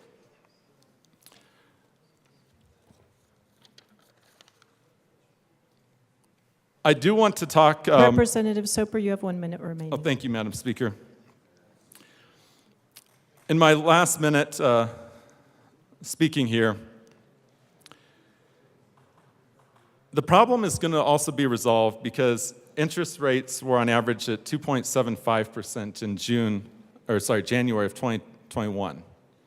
And as the Fed rate has gone up and the interest rates are going up, we are definitely going to see a slowing in the actual values going up. There are other solutions. I'd like to see this amendment go a whole lot further and include everyone and have a higher rate, not just 50,000. Thank you.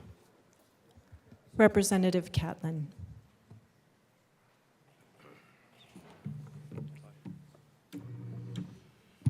Thank you, Madam Speaker. It's an honor to serve with you. It's an honor to serve with you. So we've got a ventriloquist up there, or something happened while I wasn't looking. But it's an honor to serve with you too, sir. Thank you, Representative Catlin. Same to you. Thank you. Members, I'm here. I have to admit that sometimes speaking down here causes your heart to beat faster than what you're comfortable with. And that's one of the things that's happening with me tonight. I'm a believer in fair play, level playing fields, those kind of statements. And I'm wondering, why haven't the counties and all the other local governments, why weren't they included in something like this? You know, what's happening, it appears, is that the counties are going to bear the burden. You know, we're talking about smaller counties and they're going to be taken care of and some of those kind of things. But the point is, they're the ones that are calling me the most. I have one county in my district that's 97% federally owned. 3% of the property in that valley, in that county, are private. That's their tax base. That's everything. There's not a lot of people there, but still they do offer all of the same services that you and I expect to have in our communities. They're concerned. And when you come to my district, and by the way, I want to remind my friend from Delta County, I live in the best district in the state of Colorado. All joking aside, when you come to my district, you're going to find that a lot of the government services that we come to expect are from special districts. You know, we have people that are deeply involved in these special districts, trying to make their communities better, trying to do things that will make that community proud. And they've done a tremendous job for an awful long time now. Just in the community I live in, we have Project 7, which is seven different water suppliers that get their water treated by what we call Project 7. And it disperses that to these water districts. And it works. But they're worried about what's going to happen now. We also have what we call Tri-County Water. They supply water for Montrose County, Delta County, and Ouray County. They're a water conservancy district. What am I supposed to tell them? One of the problems that I'm having is people are asking questions that I'm not ready to answer yet. I don't know if that's happening with you. But people are calling me and saying, what's this going to do to us? Well, we haven't had a long time to look at it. But this amendment, and to keep with the amendment, I don't want to be brought back to it, is that we picked one: fire districts, health services, and ambulances. Yet, in my communities, there are numerous special districts that have a small mill levy. They're looking at me and saying, look, we feel like we're going to be cut to 9%. And if you look at some of the wording, not specifically to this, but that may be true. Backfills have not really served the state very well. We still have a BS factor that we backfill. And I'm sure each one of you have been talked to about that.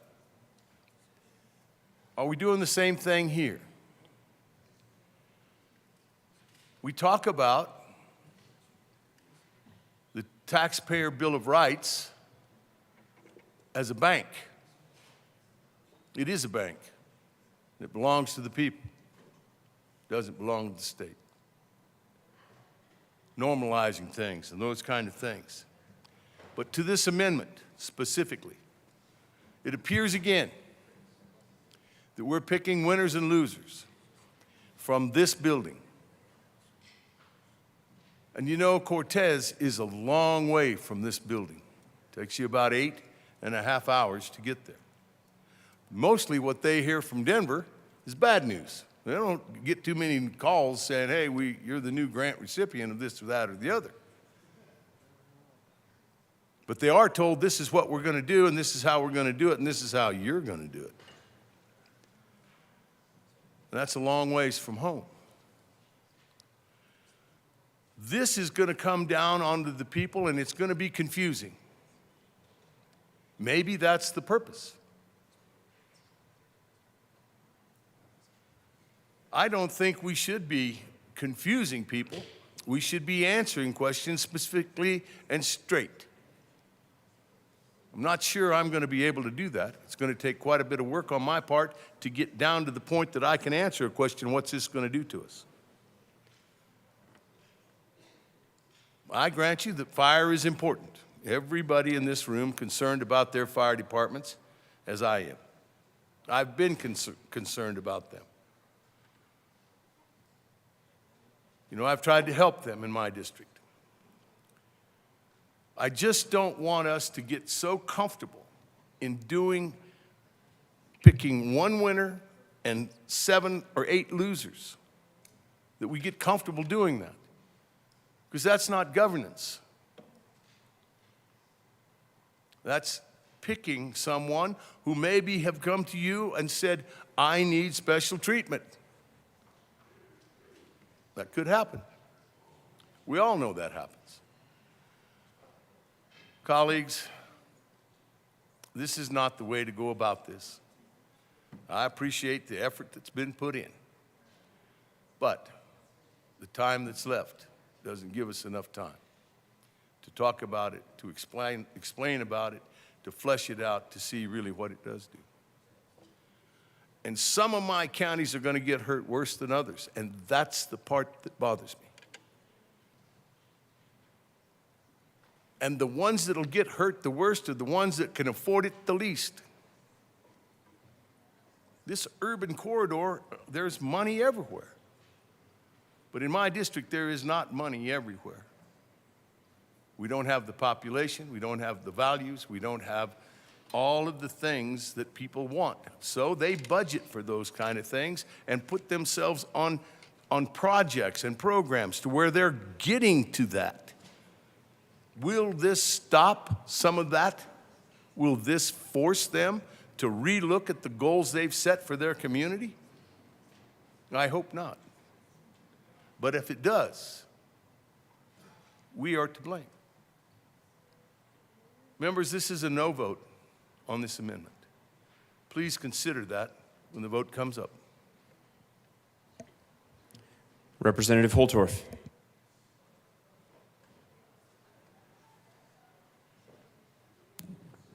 Thank you, Mr. Speaker Pro Tem.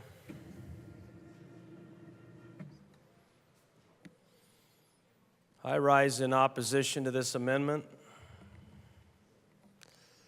I'm really concerned about my rural counties. 7 counties in all, in House District 63. The real reason I have concern is because my counties haven't had a chance to get in the process and have their voices heard. Now, for my urban cousins, who represents rural Colorado counties and county commissioners in eastern Colorado? Well, I will tell you, it's Colorado Counties Incorporated, CCI. In fact, they represent many counties. I think it's 60 or 61 counties in the state are members. But here's what bothers me the most. All day we've been voting on bills, we've been voting on Senate concurrence, and 2 members have not been in the chamber, and their names are on the marquee. Because they've been behind closed doors working with the governor and the governor's staff. Representative Holtorf, and a few please key speak people. to the amendment. We're happy to, ma'am. As they were working on this amendment that none of us got to participate in.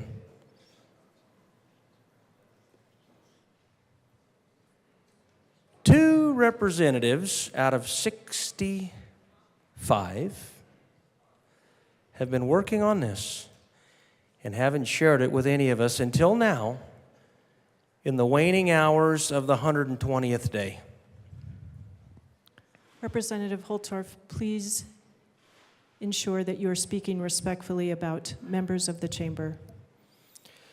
Madam Speaker, I most assuredly am trying. But there's a process problem. There's a stakeholdering problem. There's a problem in participation that is not equitable and does not define equity in the space of the political process.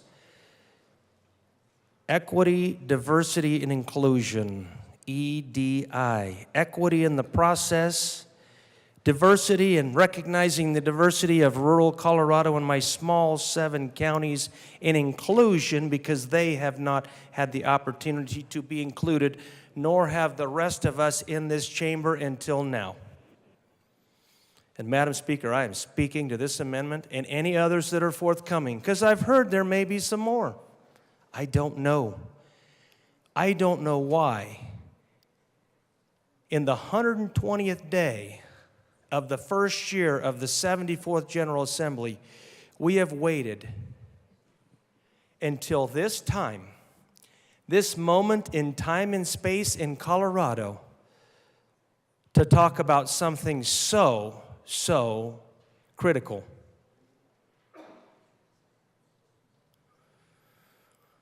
I wouldn't call it a process success. Not to impugn anyone or anything, it would be exactly the opposite. I have 7 counties in Northeast Colorado that I am sent here to represent. I can't represent them because you won't let me when you play this kind of politics. Backdoor, secret, special interest, governor-driven, private property politics. Now, I understand there's a lot of analysis out there. Madam Speaker, we have this amendment. There's, as my good colleague from Grand Junction said, he would have done some analysis, some statistical analysis, some algorithms. And they would be well analyzed, numerical, statistical analysis. Oh, but I find out tonight, just 30 minutes ago, Madam Speaker, oh, they have that. But where is it? Well, it's in the back room back there. We haven't had a chance to see it yet. How about if the fact sheet rolls out? Remember those things we called fact sheets that people would present in this chamber that would talk about a bill, those positive merits and why it was good? Maybe some of that information could have been given to us in this chamber so we could share it with those who we represent, our constituents. We could have forwarded it to our county commissioners. We could have done this thing called stakeholdering. You defend who you want in this chamber. You stand by what you want to stand by, but this is not okay. If you asked your grandma to tell you and judge this, she would not judge this well. Mine wouldn't. She'd say, what in the Sam Hill is going on up there? You really do this? I think those folks would be shocked. And you know what? Your grandparents are the ones you're going to hurt the most. But we're trying to save them. But are we? And are we being open and transparent in what we're doing? Well, absolutely not, Grandma. Because I haven't even had a chance to call you and talk about it or show you anything. Even look at the numbers. Has anybody seen it? Besides the bill sponsors, raise your hand if you have. I'd love to know. Maybe I'm just the dumbest country bumpkin in here. And I've had my head in the closet. I've just been looking the wrong way. When the wagon train was going this way, this old country boy was looking that way. Oh no, there's no hands in the air. I guess we're all the country bumpkins now. We're all getting played. That's what bothers me the most, Madam Speaker. Now, I've given everybody the solution. I've even given the governor's solution. For the media out there, I've even told you what we need to do. But you're not listening. But that's okay. I'm used to that. I'm used to that. My wife treats me the same way. It's okay. But this amendment right here,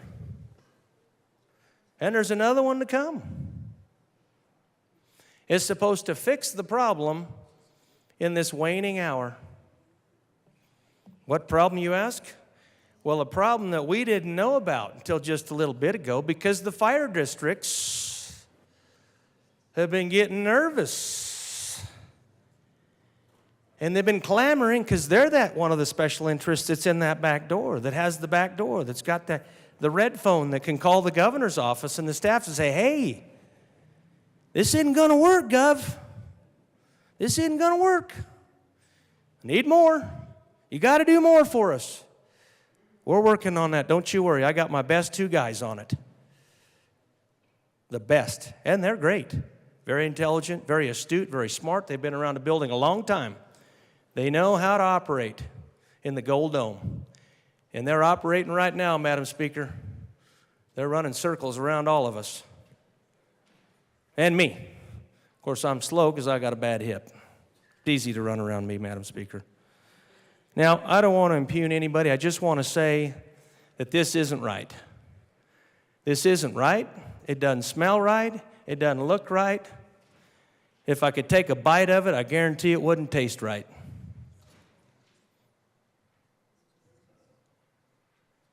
But this isn't the first time we've done this mess. But we shouldn't do it.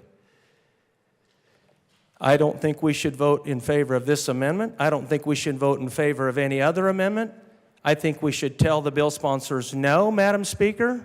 I think we should tell the governor this needs to go to a special session. I think all of us should be represented in this chamber. I think if there's a bunch of backdoor information and a bunch of analytics back there that we haven't seen because we haven't seen it. Representative Holtorf, you have 1 minute remaining. I'll bet you're glad about that, Mr. Speaker Pro Tem, and I'll be done in about 54 seconds. Then that ought to be on our tables right now, and we should be able to look at it, study it, analyze it, understand it, and share it with our grandmothers and everybody else in our district. Because that is fair, that is good, and that is a healthy political process for Colorado. This isn't healthy. You know how it's not healthy, Mr. Speaker Pro Tem? Because my blood pressure's getting up again. With that, I am a no, a strong no on this one or any others, and we should say no to all this mess and tell the governor, go to a special session, take this around the state, let's talk about it, let's all get involved in it, and let's fix it for all the state of Colorado. Because my rural counties are going to get hurt the worst. My 7 rural counties are going to get kicked like a mule. Representative Holtorf, you're out of time. Representative Armagost. Thank you, Mr. Speaker Pro Tem. I have concerns, and my concerns are based on something I spoke on earlier this afternoon with bipartisanship and the ability to reach across to people that may not necessarily agree with what you're doing to get input on what you're doing as far as bills and especially as far as amendments are concerned. I know yesterday there were a matter of roughly, 20 or more amendments that were run and failed. That were amendments from a different or a disagreeing factor of this bill. And this amendment, while it's drawing a lot of debate, seems to be something that is essentially doing the same thing and kind of making something seem better, although all we're doing here is drawing in a carve-out for those fire, health, and medical districts. My concerns are where this originated. Not just where it originated, but why. Why this originated, why it happened, and the timing, not just with the other bill, 1311, but the timing with this bill and this amendment, how this all came about the way it did, seemed very frantic. What bothers me the most, though, is the why. Why? Why are we pushing this right now so hard? Why no stakeholding with the property owners? I know in my district, just like my colleague that spoke before me, 2 counties, both substantially rural counties, Larimer and Weld. And I know for a fact, based on my emails, that there hasn't been. And this amendment speaks to that. Why do they not get heard, or at least listened to, in any of this? This hits Colorado in a bad way. This amendment doesn't help that. It's predetermined to pass, but I plead for a no vote on this for Colorado. And any Coloradans out there that are watching this, you need to watch your property taxes. You need to watch what you get, what you see in your property taxes. And remember that elections have consequences. This cannot pass. We cannot be pushing legislation like this without bringing voices to the table.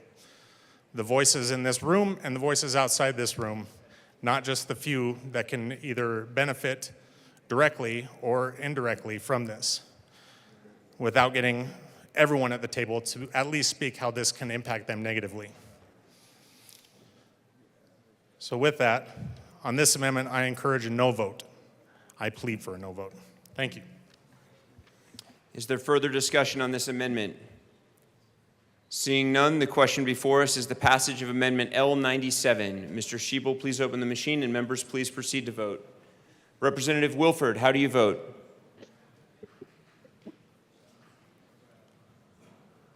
Yes. Representative Wilford votes yes. Representative Morrow, how do you vote? Yes. Representative Morrow votes yes.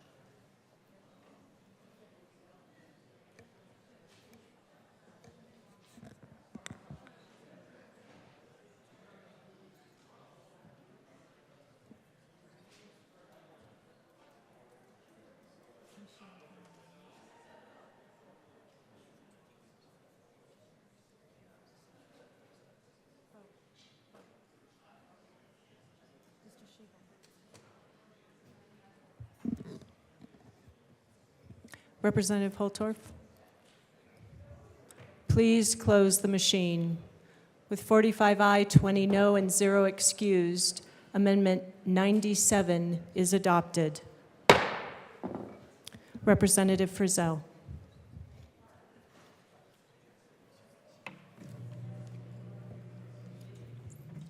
Ah, these tall people.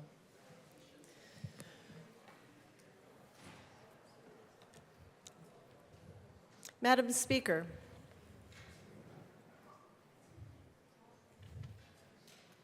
Yes, Representative Frizzell.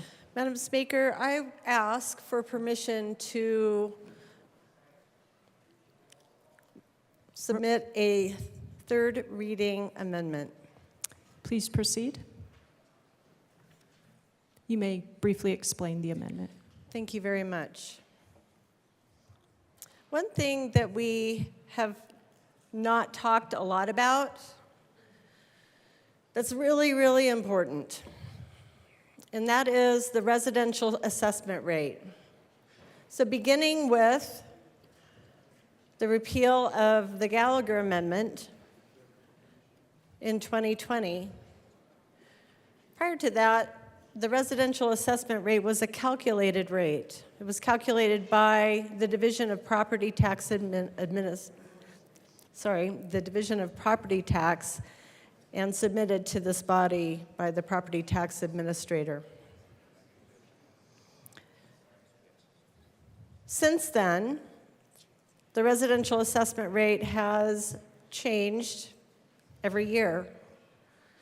And one of the things that's important about this particular bill is that it creates a frozen assessment rate for residential property for 10 years. Members, you've heard me speak about my concerns about this particular policy, which does not take into account fluctuations in the real estate market. And Representative Frizzell, just to the permission for the amendment. Thank you, ma'am.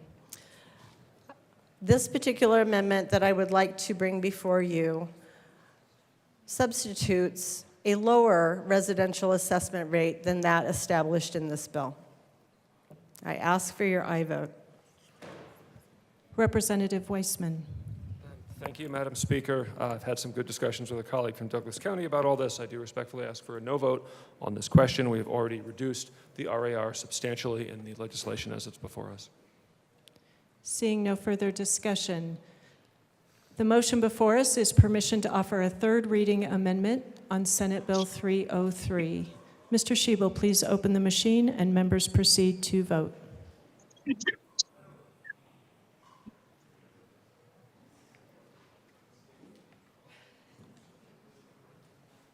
Representative Wilford, how do you vote? No. Representative Wilford votes no. Representative Morrow, how do you vote? No. Representative Morrow votes no.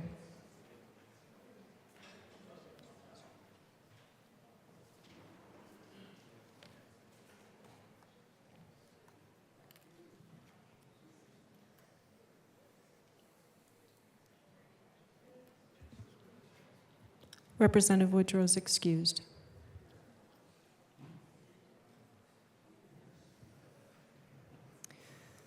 Please close the machine. With 28 aye, 36 no, and 1 excused, permission to run a third reading amendment is lost. Representative Weissman. Thank you, Madam Speaker. Now I need to ask for permission to offer a third reading amendment. Please proceed briefly. Members, this is an amendment addressing the same question that we just spoke to about backfill for fire districts, health service districts, and ambulance districts, because these do important things, and I will say more and get it up on the screen if permission is granted. I ask for your yes vote on permission. Seeing no further discussion, the question before Representative Holtorf, I'll ask that you be in the well next time. Representative Holtorf. Yes, ma'am. Thank you. Yes, ma'am. Ladies and gentlemen, if this bill was right, if this bill was ready, if this bill was comprehensively reviewed and stakeholdered, then we wouldn't be running another amendment on this bill right now on third reading. Let's be honest. Let's be honest with each other and ourselves. This bill has had fundamental problems, and obviously it still has a problem because here we are with the sponsor asking for permission to run yet another.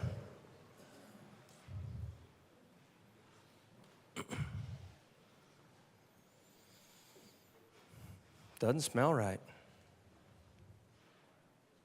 Why? Because this thing hasn't been ponied around the track. Now, if you're where I'm from and you got a horse, You're training that horse and trying to get it ready for the big race, like the Kentucky Derby that we just had. You got a lot of training. You got to run that track. You got to pony the horse around the track. A lot. And you got to run it. This thing hadn't been run around the Colorado track. Hadn't been run around this state. Hadn't even been ponied around the state. Now, I don't know if my country colloquialism and my stories help understand. But ladies and gentlemen, if things were right, this thing would have been all over Colorado and all around Colorado and all through this building. And in every one of your office, we would have ponied this thing all over this building and through in and out of your offices. And you'd have had a chance to talk to your counties and your districts and your special districts and do the voodoo that you do as a state representative. But you haven't done it. I haven't had a chance to do it because it hadn't been ponied around the track until tonight. And Representative Holtorf, to Yes, ma'am. permission. I'm sorry, ma'am, Speak I to didn't the understand that. Speak to the motion before us, which is permission to run a third reading amendment. Thank you. Thank you. The reason I object to the permission is this. The process is flawed. What we're doing right now is flawed. Now, we can keep doing the same old mess I've watched around here, or we can say, no mas. We're going to do things different. That message might go all the way down to the first floor. The office is down here. You go down the stairs, you go out to the straight to the south, and then you take the first right. It's called the governor's office. I don't mean the governor ill will. Governor Polis, I'll talk directly to you. I don't mean you ill will. But you aren't doing what's right. And we're not going to do what's right here if we don't pony this around the track, ma'am. And we got to force that hand. State representatives, you got to rise up for your people and you got to force that hand. It's man and woman against the machine right now. And the machine is big and it grinds and it pushes and it rolls over what it wants to roll. I stand up for the little people a lot of times here. I don't do everything right. I don't even talk right half the time, and I apologize. But my intentions and my heart is pure, and I mean what I say with respect to this. I don't think we should allow it. I think we say no. We tell everybody downstairs no. We tell the governor, if you want to do this right, by saying no to this amendment, you will force this to be done right. Now, let me explain what right is, Madam Speaker, because this can be a win for my Democrat colleagues, for my Republican colleagues, and for the governor. And if he wants to claim victory, if you want to do that, go ahead. As long as I know I'm doing right for the people in my district that are going to suffer, and they're going to suffer more. And they're not even going to understand, because we haven't given them the chance, Madam Speaker, to understand what is happening here. This needs to go all over the state. We need to talk about what's happening to Colorado. If we've got analytics, if we have metrics, if we have data metrics, let's share them with everybody, please. Let's do that. Let's go out and shop this around the state. Let's go back and talk to our districts after we sin die. And then let's ask the governor to call a special session after it's been fully processed and vetted. And we'll come back here a couple, 2 or 3 or 4 months, and we'll sit down with a plan that's been ponied around the track 1, 2, 3, 4 times. That's why we have to say no to this amendment. You can shake your heads or whatever. I don't understand that. Because the people of Colorado is who we serve. So, with that, I'm going to ask for a no, and I'm going to depart the will.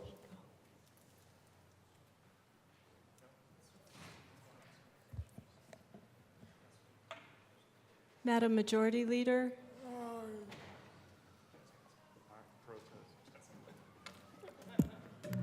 Thank you, Madam Speaker.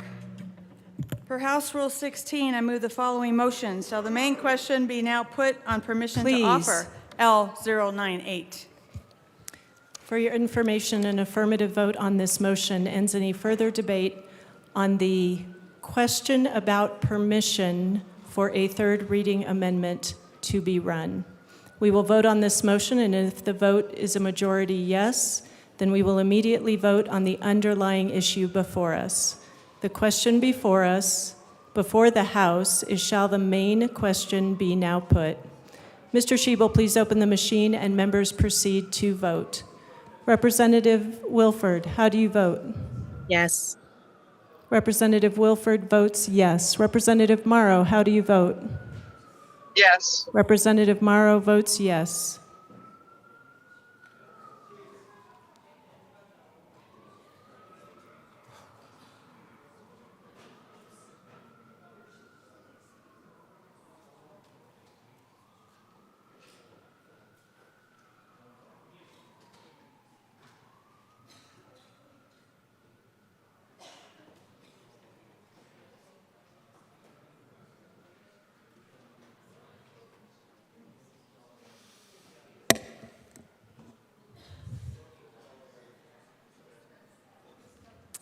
Representative Armagost, Bachenfeld, Bottoms, Bradfield, Bradley, Catlin, DeGraff, Evans, Frizzell, Hartsook, Holtorf, Luck, Lynch, Puglisi, Soper, Taggart, Weinberg, Wilson, and Winter. Please vote.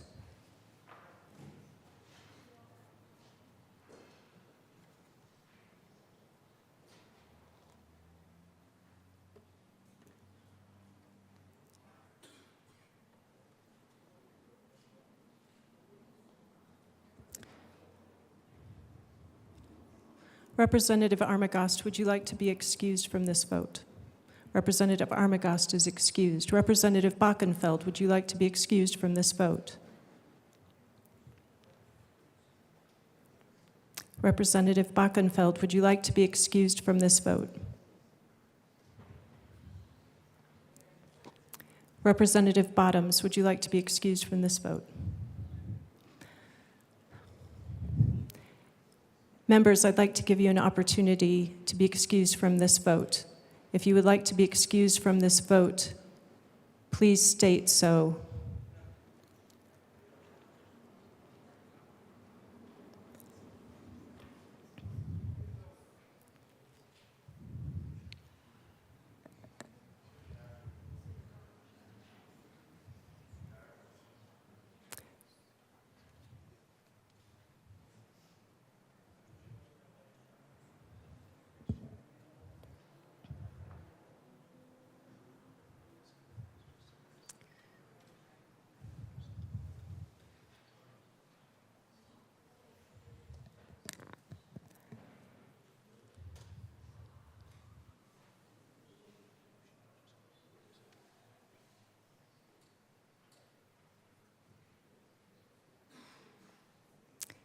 Members, I will register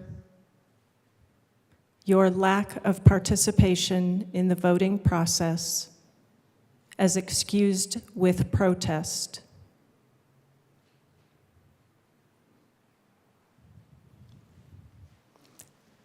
Mr. Schiebel, please excuse the following members with protest: Armagost, Bachenfeld, Bottoms, Bradfield, Bradley, Catlin, DeGraff, Evans, Frizzell, Hartsook, Holtorf, Luck, Lynch, Puglisi, Soper, Taggart, Weinberg, Wilson, Winter.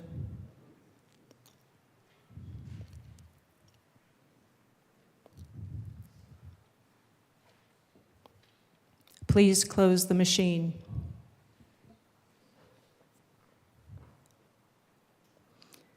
With 44 aye, 2 no, and 19 excused, permission to offer a third reading amendment is granted.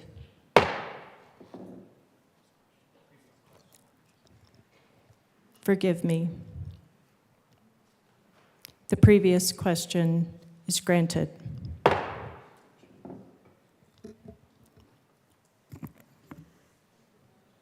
The motion before us is permission to run a third reading amendment to Senate Bill 303. Mr. Schiebel, please open the machine and members proceed to vote.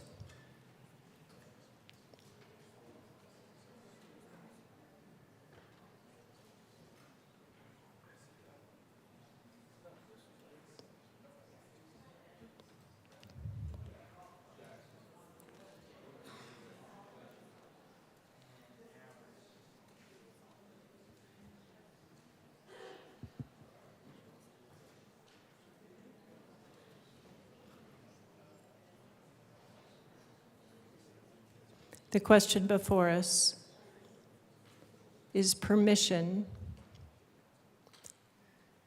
to run a third reading amendment on Senate Bill 303.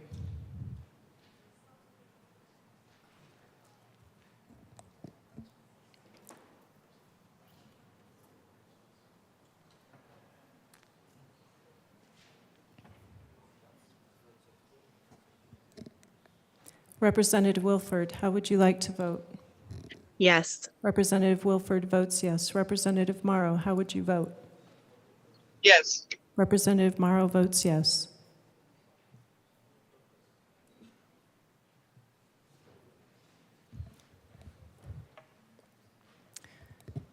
Representatives,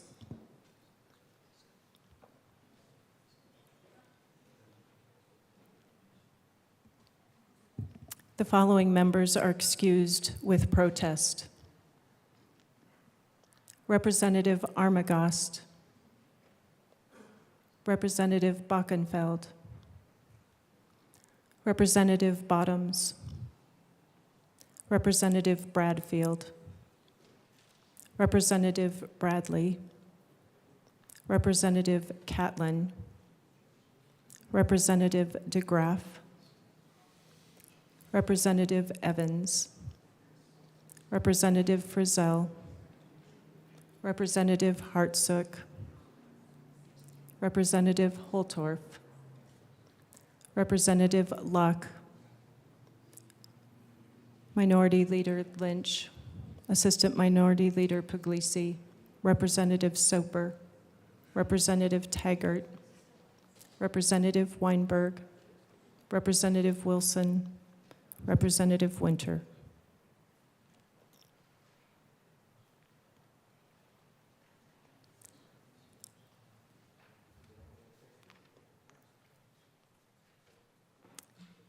Please close the machine.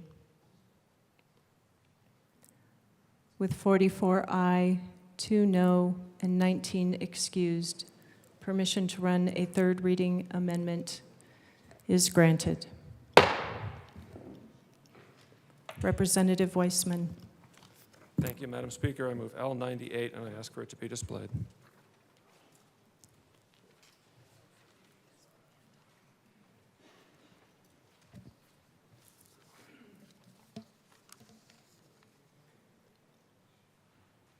Representative Weissman. Members, properly L98 displayed. provides further backfill for the same districts we've been talking about: fire districts, health service districts, and ambulance districts. Why? Because what they do is different, because it's important, because when a building is burning, most of us run out. Some people put on a coat and run in. I ask for a yes vote.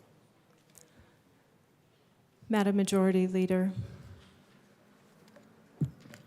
Thank you, Madam Speaker. Per House Rule 16, I move the following question. Shall the main question be now put on Amendment L098? For your information, an affirmative vote on this motion ends any further debate on the amendment before the House. We will vote on this motion, and if the vote is majority yes, then we will immediately vote on the underlying issue before us. The question before the House is, shall the main question be now put? Mr. Schiebel, please open the machine, and members, please proceed to vote. Representative Wilford, how do you vote? Yes. Representative Wilford votes yes. Representative Morrow, how do you vote? Yes. Representative Morrow votes yes.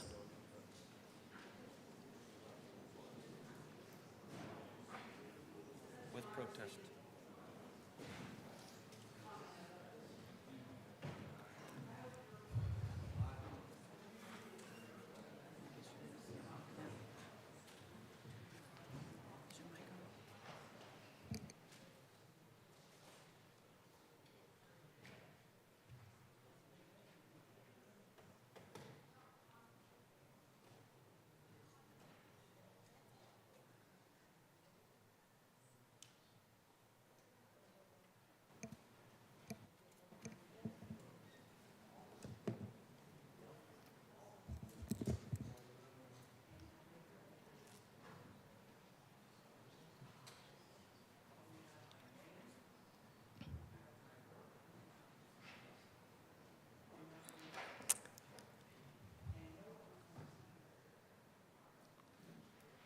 Representative Armagost, excused with protest. Representative Bockenfeld, excused with protest. Representative Bottoms, excused. Protest. Representative Bradfield, excused with protest. Representative Bradley, excused. Protest. Representative Catlin, excused with protest. Representative DeGraff, excused with protest. Representative Evans, excused with protest. Representative Frizzell, excused with protest. Representative Hartsook, excused with protest. Representative Holtorf, excused with protest. Representative Luck, excused with protest. Minority Leader Lynch, excused with protest. Assistant Minority Leader Puglisi, excused with protest. Representative Soper, excused with protest. Representative Taggart, excused with protest. Representative Weinberg, excused with protest. Representative Wilson, excused with protest. And Representative Winter, excused with protest.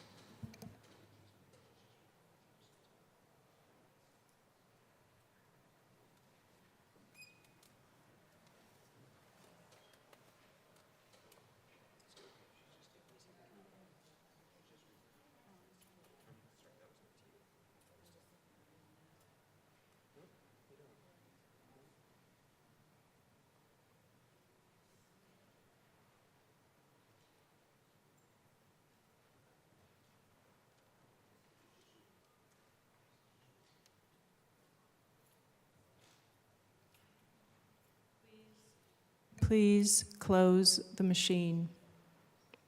With 38 aye, 8 no, and 19 excused, the previous question is adopted. The question before us is Amendment L98, the adoption of Amendment L98 to Senate Bill 303.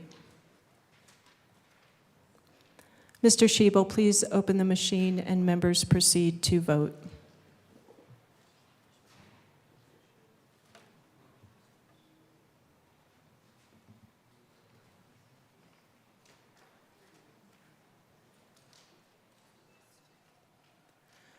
Representative Wilford, how do you vote?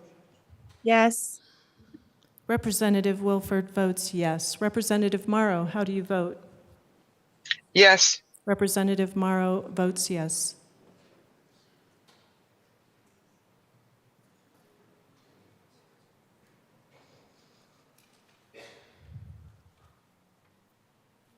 Assistant Majority Leader Bacon and Martinez.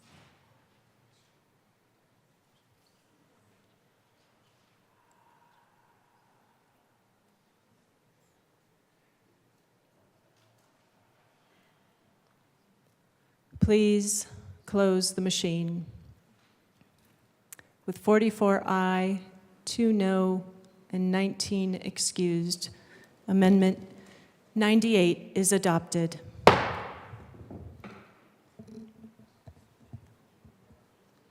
Representative, we will stand in a brief recess.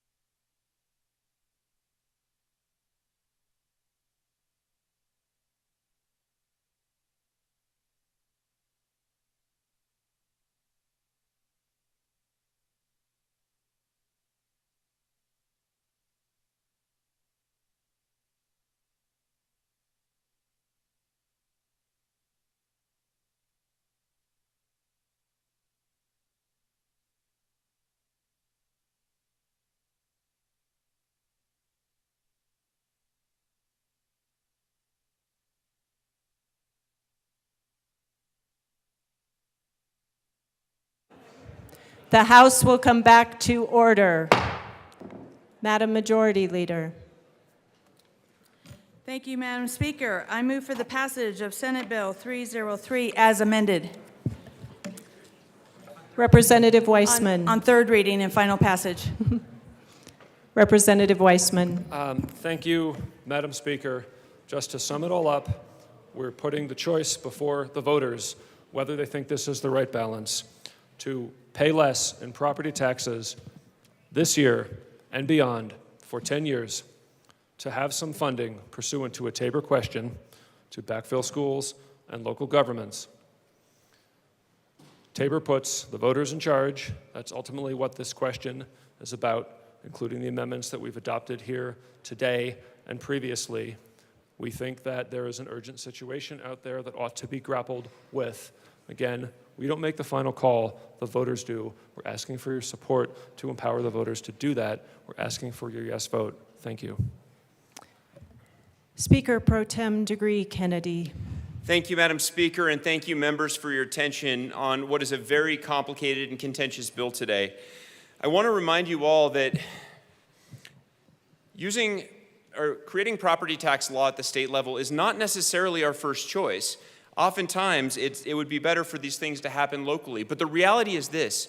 Over the last several years, anti-tax organizations have proposed numerous ballot measures that would put in place incredibly restrictive caps that would make it impossible for our local fire districts, our local water districts, our local child welfare offices to do their jobs.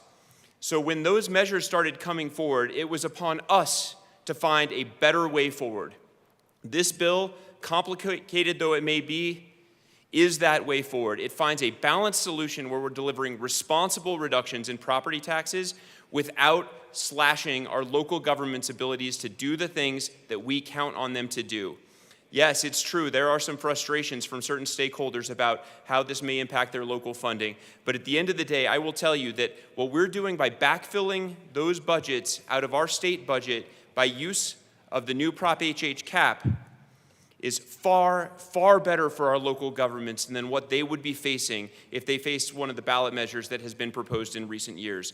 Again, this is about responsible reductions that at the same time protect our local government's funding. We ask for your support. Seeing no further discussion, the question before us is the adoption of Senate Bill 303 as amended on third reading, final passage.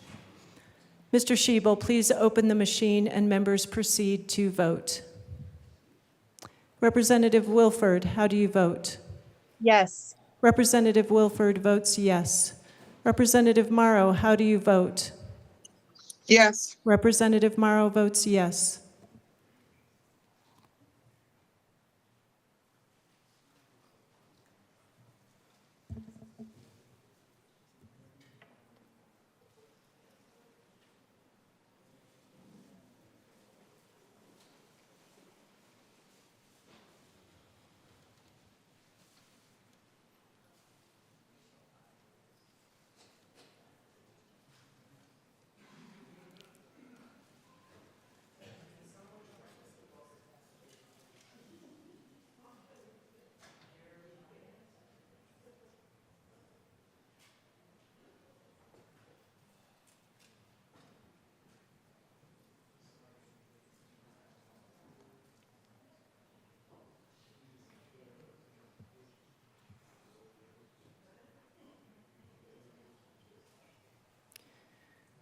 Please mark the following members absent: Armagost, Bockenfeld, Bottoms, Bradfield, Bradley, Catlin, DeGraff, Evans, Frizzell, Hartsook, Holtorf, Luck, Lynch, Puglisi, Soper, Taggart, Weinberg, Wilson, and Winter.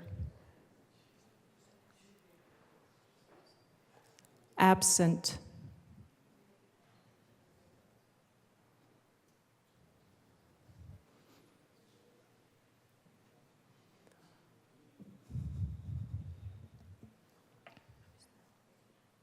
please close the machine.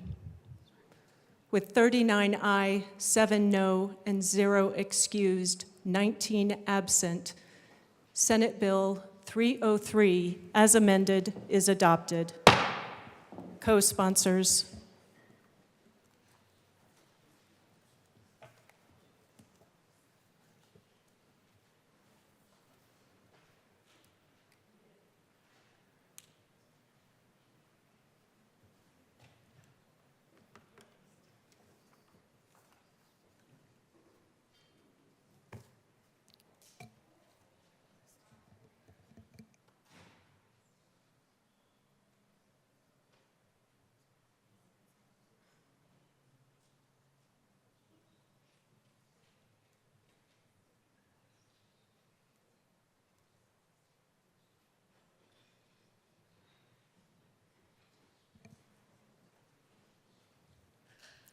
Please close the machine.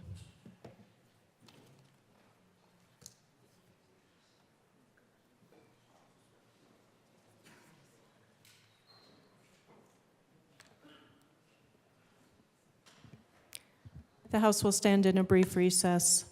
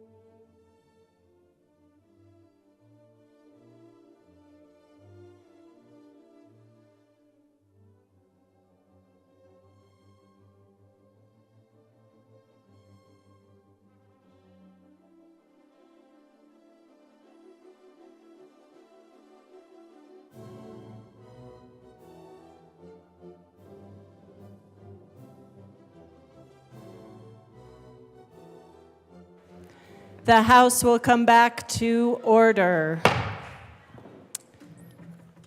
Welcome back, members. We are in the final hours. We have 2 conference committee reports left. That is the only business left before us. Woo! Yes.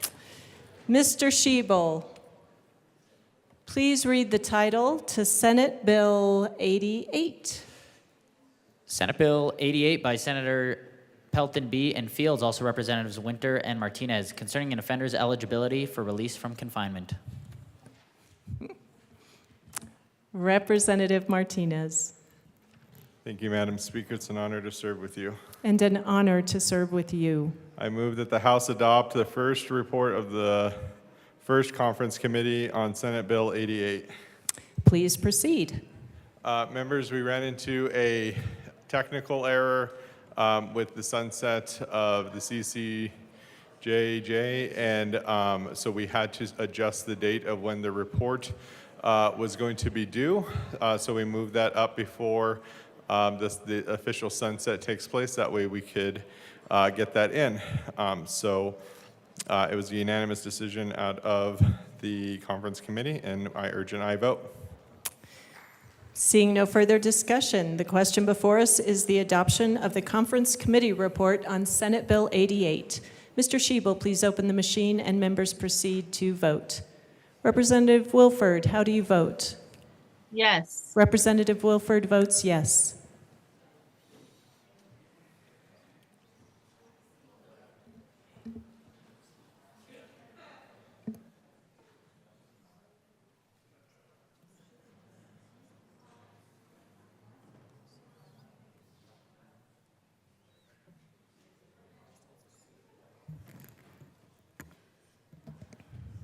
Mr. Schiebel, Representative Morrow is excused.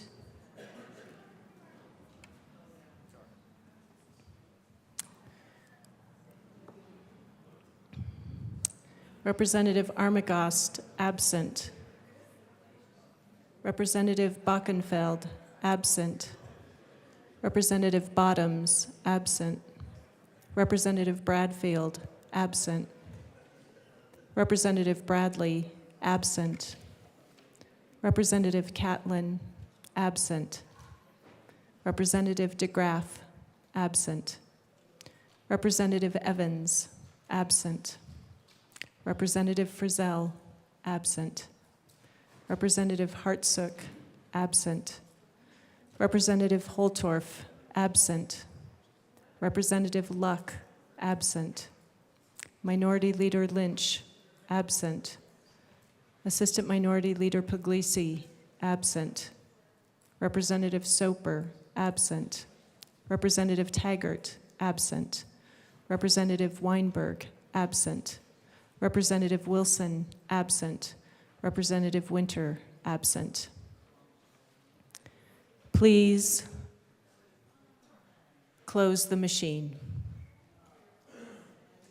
With 45 aye, 0 no, 1 excused, and 19 absent, the first conference committee report for Senate Bill 88 is adopted. Madam Majority Leader. Madam Speaker, I move for the repassage of Senate Bill 88 as amended by the conference committee report. The motion before us is the repassage of Senate Bill 88 as amended. Mr. Schiebel, please open the machine and members proceed to vote.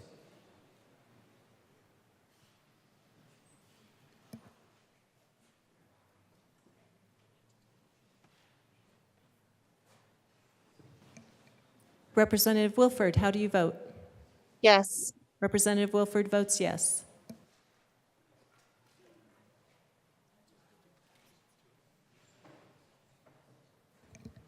Representative Armagost, absent. Representative Bockenfeld, absent. Representative Bottoms, absent. Representative Bradfield, absent. Representative Bradley, absent. Representative Catlin, absent. Representative DeGraff, absent. Representative Evans, absent. Representative Frizzell, absent. Representative Hartsook, absent. Representative Holtorf, absent. Representative Luck, absent. Minority Leader Lynch, absent. Assistant Minority Leader Puglisi, absent. Representative Soper, absent. Representative Taggart, absent. Representative Weinberg, absent. Representative Wilson, absent. And Representative Winter, absent. Please close the machine. With 45 ayes, 0 no, 1 excused, and 19 absent, Senate Bill 88 as amended is repassed. Co-sponsors.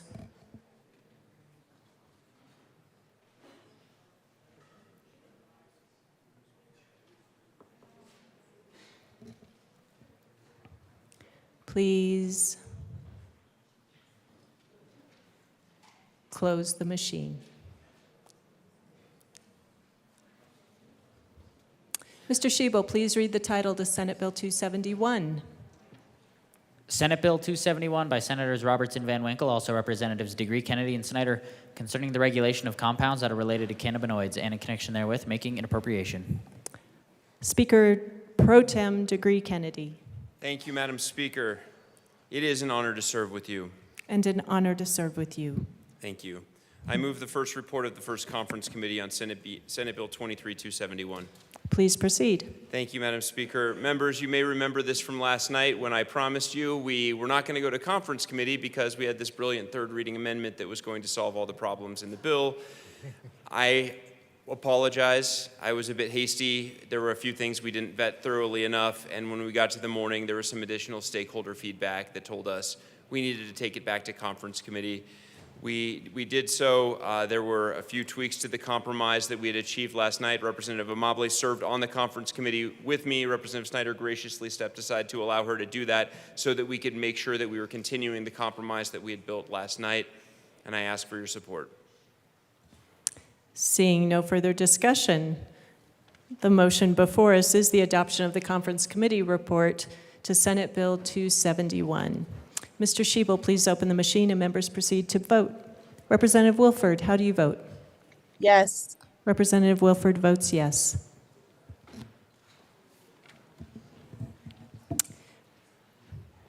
Representative Armagost, absent. Bockenfeld, absent. Bottoms, absent.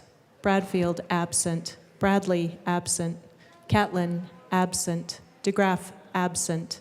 Evans, absent. Frizzell, absent. Hartsook, absent. Holtorf, absent. Luck, absent.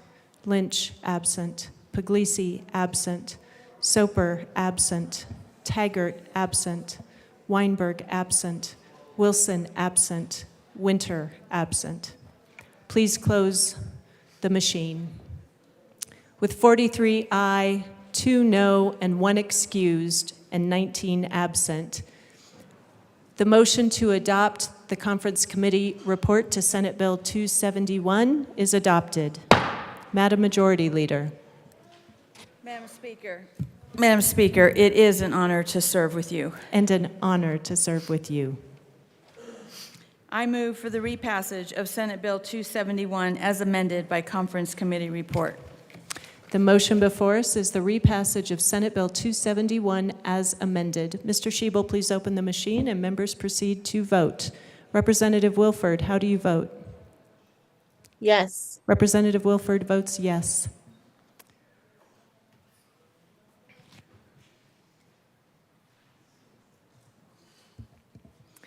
Representatives Armagost, absent. Bockenfeld, absent. Bottoms, absent. Bradfield, absent. Bradley, absent. Catlin, absent. DeGraff, absent. Evans, absent. Frizzell, absent. Hartsook, absent. Holtorf, absent. Luck, absent. Minority Leader Lynch, absent.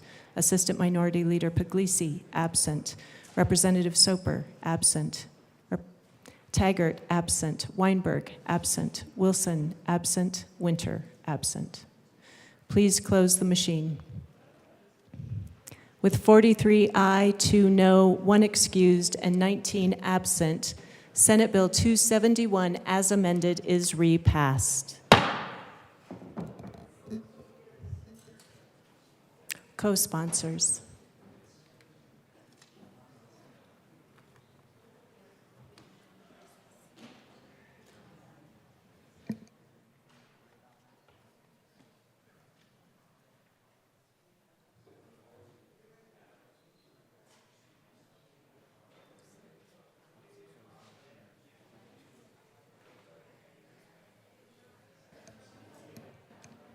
Please close the machine.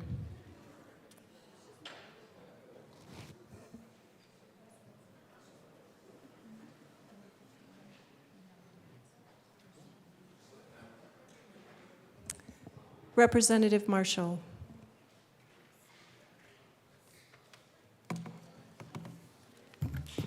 Thank you, Madam Speaker. It's an honor to serve with you. And an honor to serve with you. I'd like to invoke Rule 24 Alpha, please. Let me pull that up, Representative Marshall. Members, Rule 24 is a protest. I'd like to read the rule to you now. Any member shall have the right to protest any action of the House stating the reasons therefor, and having obtained consent of the House and reduced the reasons to writing, the member may have the same entered in the journal, provided such reasons do not impugn the motives or character of any member of the General Assembly. Representative Marshall, please proceed. Thank you, Madam Speaker. So under House Rule 24 Alpha, I protest the process used to pass Senate Bill 23 TAC 259, extension of credit for limited gaming on May 6, 2023. The final passage of this bill by a 33 to 32 vote occurred after a motion for reconsideration passed after the bill failed on its third reading vote. The motion for reconsideration passed on a vote of 33-32. House Rule 35 Bravo states, a motion to reconsider shall require the affirmative vote of 2/3 of the members elected to be adopted. And if such motion be defeated, no further motion to reconsider shall be in order, but during the last 2 days of a session, such a motion shall require only a majority vote of those elected to the House, and reconsideration may be had concerning any bill acted on during the previous 2 days. This motion failed under Rule 35 Bravo given the known and accepted end date of the session is May 8, 2023. Continued work for the legislative session had been known and scheduled for both May 7 and May 8, 2023. However, by custom and practice, but by no written rule, the Speaker proclaimed that the House was in its final 3 days of session on Monday, May 1, 2023. This creates a legal fiction to invoke different rules. This custom and practice makes it impossible for legislators to conform their expectations to law. The reconsideration request came 4 days after the announcement that the House was in its final 3 days of the session, and more than 2 days from the known and accepted final date of the session. Does that mean that the 3-day announcement custom places the House into a rolling 3-day end of session, so that the second day of the end of session is also placed on a rolling basis? So was May 6, 2023, the first day of the 3-day end of session, where the motion would have failed, or the second day of the 3-day end of session, although knowingly and factually being 3 days from the end of session, and passed? Under the promulgated written rules of the House, this motion for reconsideration failed. It did not receive the necessary 2/3 majority to reconsider, and the unwritten custom and practice that a declaration that the session was within 3 days of completion could not conform this motion for reconsideration to either the temporal considerations of this unwritten custom, the actual known and accepted facts for the end of session, nor the properly promulgated written rule. Rules for the creation of laws should be written and clear so that those subject to them can conform their behavior. This process failed those basic requirements. Very respectfully, Bob Marshall. Members, yes, Representative Marshall. And again, thank you for your indulgence. I was going to bring this in the morning, but was told to wait till we got done with 303. We say custom and tradition, custom and tradition. Well, Churchill was famous for saying rum, sodomy, and the lash are all great traditions of the Royal Navy when he was fighting to modernize the Royal Navy, that just because something is custom and tradition doesn't mean it's right. So when we came in on Saturday, who in their right mind actually thought we wouldn't be here yesterday or today? So calling into the final 3 days on either February 1 or March 1 or whatever date, again, we need proper written rules. And the Speaker made a proper decision under the rules we had, but I believe those rules need to be changed. Thank you.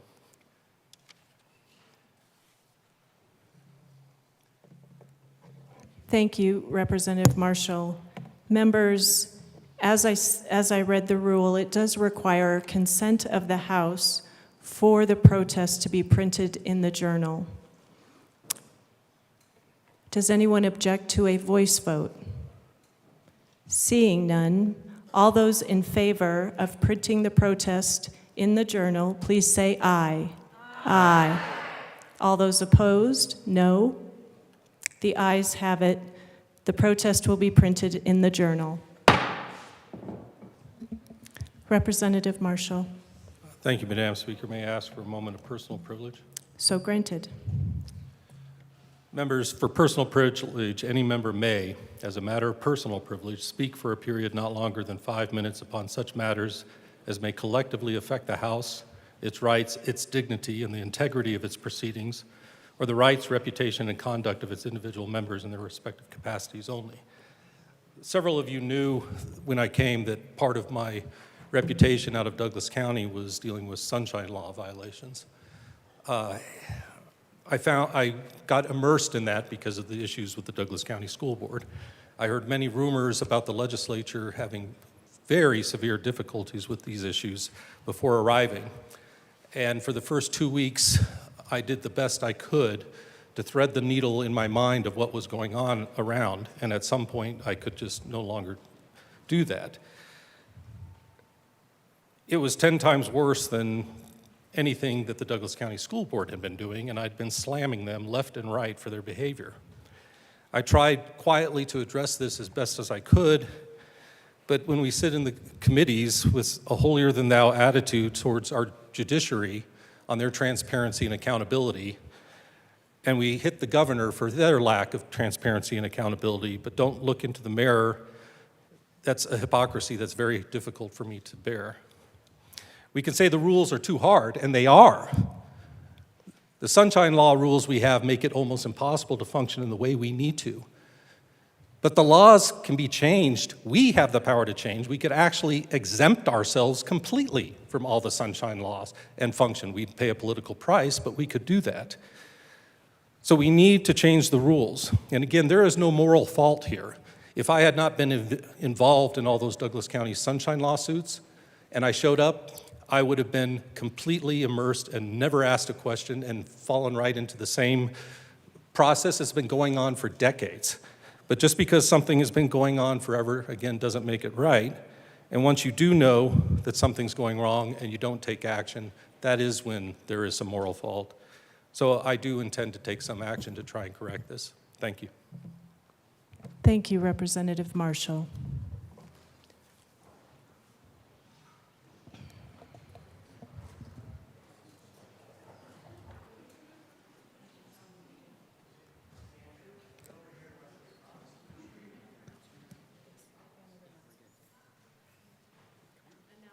Announcements, members.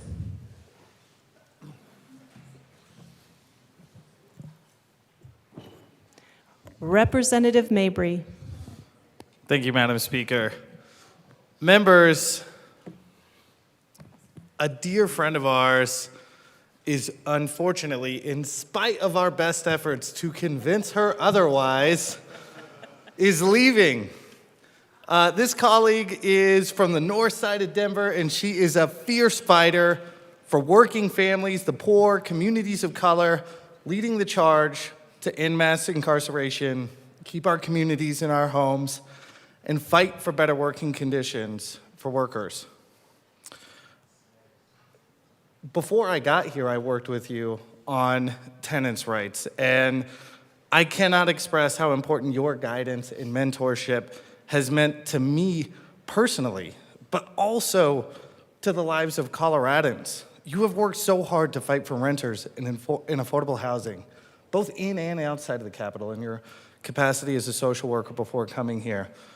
And I am here in part because I was inspired by your tireless work and unwavering commitment for the people, our people, Chicanos in Denver, working people, renters.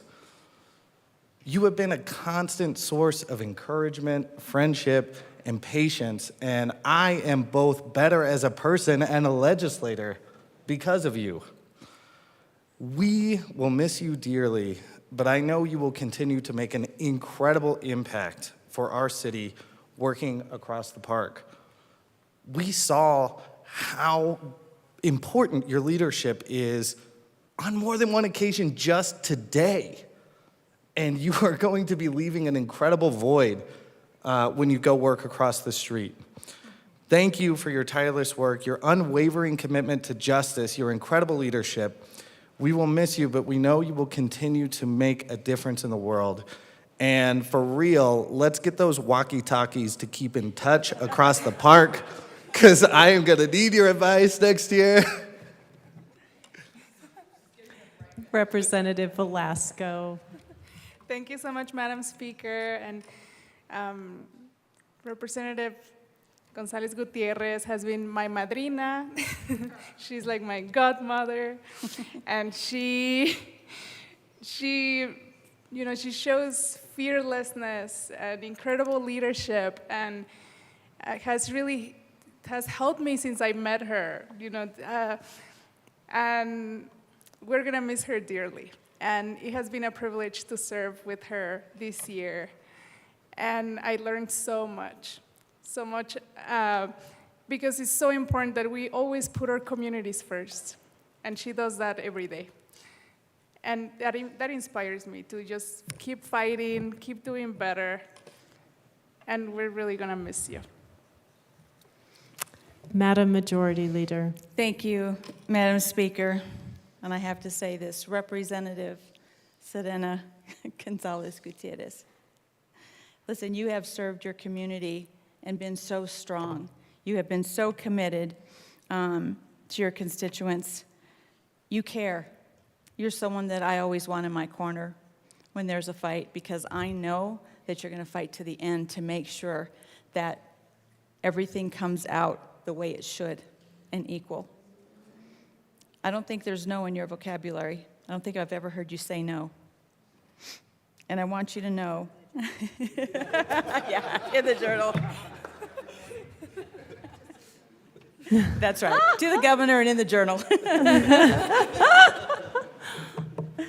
And lastly, as you start your new journey, remember that you will be missed. But you left us stronger, and you left us better, and you left us with purpose. And we'll miss you. Thank you.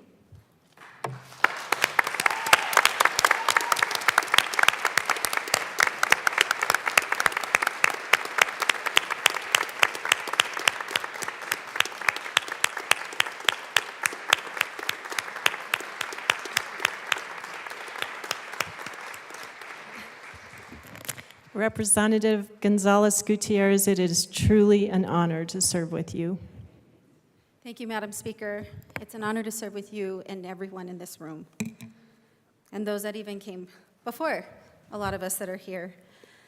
I wrote down some things, and as I was writing, I started crying, so it might sound a little disorganized. But I never thought I would actually be here in this place. I know everybody says that, but I thought working for Denver Human Services was going to be the best thing and the best gig of my life, because I was going to be working within the systems and trying to change them from within, right? I think about just Denver and being from here, and I'm proud to be a third generation. Everybody probably knows this because I say it all the time, but I'm really proud of that, and also a seventh generation Coloradan. My ancestors are indigenous to this land. And one of the things I know I'd been trying to work on, and I slipped behind, so I'm looking around at other people that might want to do it, is honoring the land that we walk on, and who it belongs to, who are the original people of this land, the Cheyenne, Ute, and Arapaho. I do honor those who came before me, before us, those who paved the way, like my very own relatives that you all have heard me talk about, who fought to be in this building and didn't make it. They wanted to have a seat at the table, like my grandfather. And they were not afforded the opportunity to be here. But they fought for justice right here in Denver and across the state and parts of the country and right out on the West Steps all the time. And I'm proud that I'm able to carry on that tradition in a different kind of way, in a way that I don't think they would even dream that I would be able to do. And 5 years seems like kind of like a lifetime, because my oldest child was 8 years old when I started. She's 13 and getting ready to go into high school. Sometimes I feel like I missed a lot of her life being here. My youngest, he was two when I started here, he is 8. So he's as old as my oldest was when I started. And I can't forget about my middle child. She's amazing, but she's caught in the middle. I really loved doing this job. It was a difficult decision that I made to go a different route. And there are so many mixed feelings, because as a mom, and I know there's many of you in here, mom of young, a couple of us, I guess, mom of young children, coming into this chamber, it's very evident that there's a reason that many women decide to wait until their kids are older to do this work. Because it's hard. It's really hard. And although it may have been a compliment when people would say, I don't know how you do it. I remember some people saying, you wear a cape. You're amazing. I think of Shonda Rhimes. I don't know if any of you watch like Scandal and things like that, but she's amazing, by the way. She did this commencement speech, and I listened to it, and I like cried my ears out. I cried my eyes out. Oh my gosh. Oh. People said, Shonda, how do you do it all? And her answer is, I don't. Whenever you see me succeeding in one area of my life, that most certainly means that I am failing in another area of my life. There are so many sacrifices that we make. My family has certainly made that sacrifice, and then some. And I am truly forever grateful to them. I had good and bad times here in this building, tremendous wins and losses, many friendships made, opportunities to learn new things, how to operate in this space, how to be unapologetically Chicana. This space actually created a space for me to do that. Because working in government, you don't always get to be like that. Finding my voice and being my authentic self. That is the thing that being elected in this seat, in this place, has allowed me to do. And there are so many people that have been important to this experience. Some of you are in your final terms. And some of you I've known for a very long time and didn't think we would actually cross paths in working in this place. Some of you are brand new and you're learning a lot. Some of you I came in with. Some of you I came in this place with, and I really treasure the journey that we've had together. I will miss you all, and I really thank you for just giving me this brief opportunity just to say a few words. So thank you.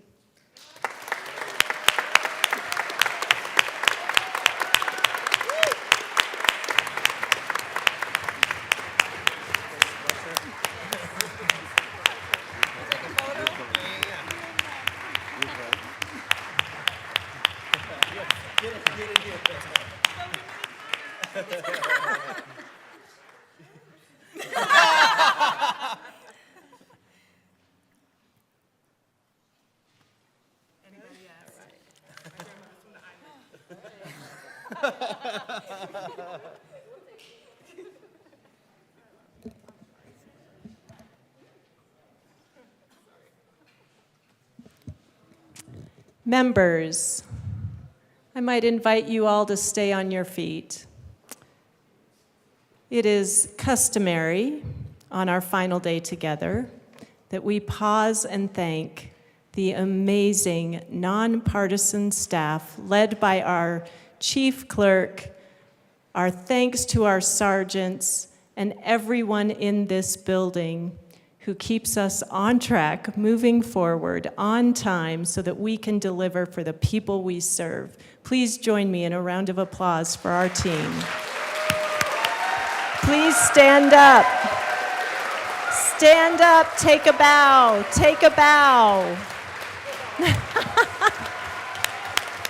Woo-hoo.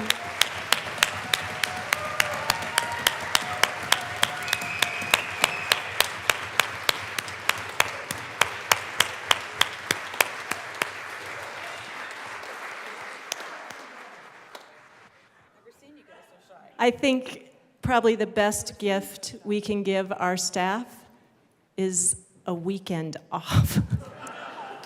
And maybe a normal day's work done at 5, I don't know. Thank you all. Any other announcements? We're close, folks. Okay, Representative Weissman. Thanks, Madam Speaker. I've done this a couple years in a row now, and it's important. We just thank some very important people who have an incredible ethic to supporting what we do. We need to thank another group of people who also have an incredible ethic to supporting what we do. And in the past, I mean, I've had former Leader McKean up here because I'm making a point about people I know and I'm close to, but it does go both ways. We thanked our nonpartisan staff. We need to thank our own team, our majority staff, who are over here. We kill ourselves to do this stuff. They kill ourselves to do it too. We're here because of what we believe, and so are they. And we get our names up here, and we get these fancy things on our lapels. And they don't, but they're still here. We can't do what we do without their help. I hope we know that.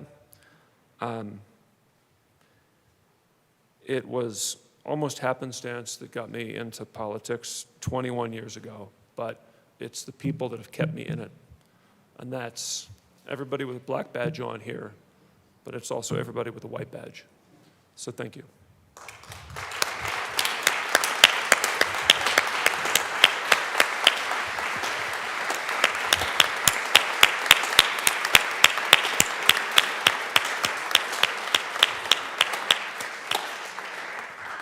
And to all of our friends downstairs who are listening, yay!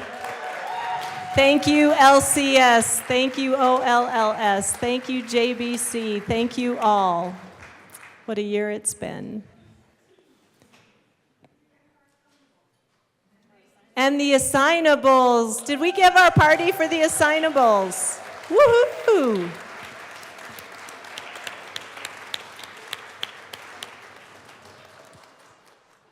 All right, folks.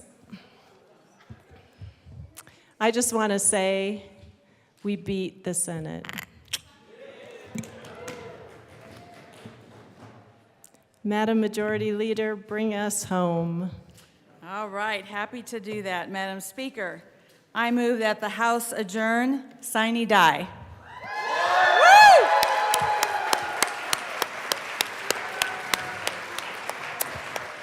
At the hour of 9:45 p.m., with both the House of Representatives and the Senate being in agreement, and on motion of Majority Leader Duran, the first regular session of the 74th General Assembly is declared adjourned sine die.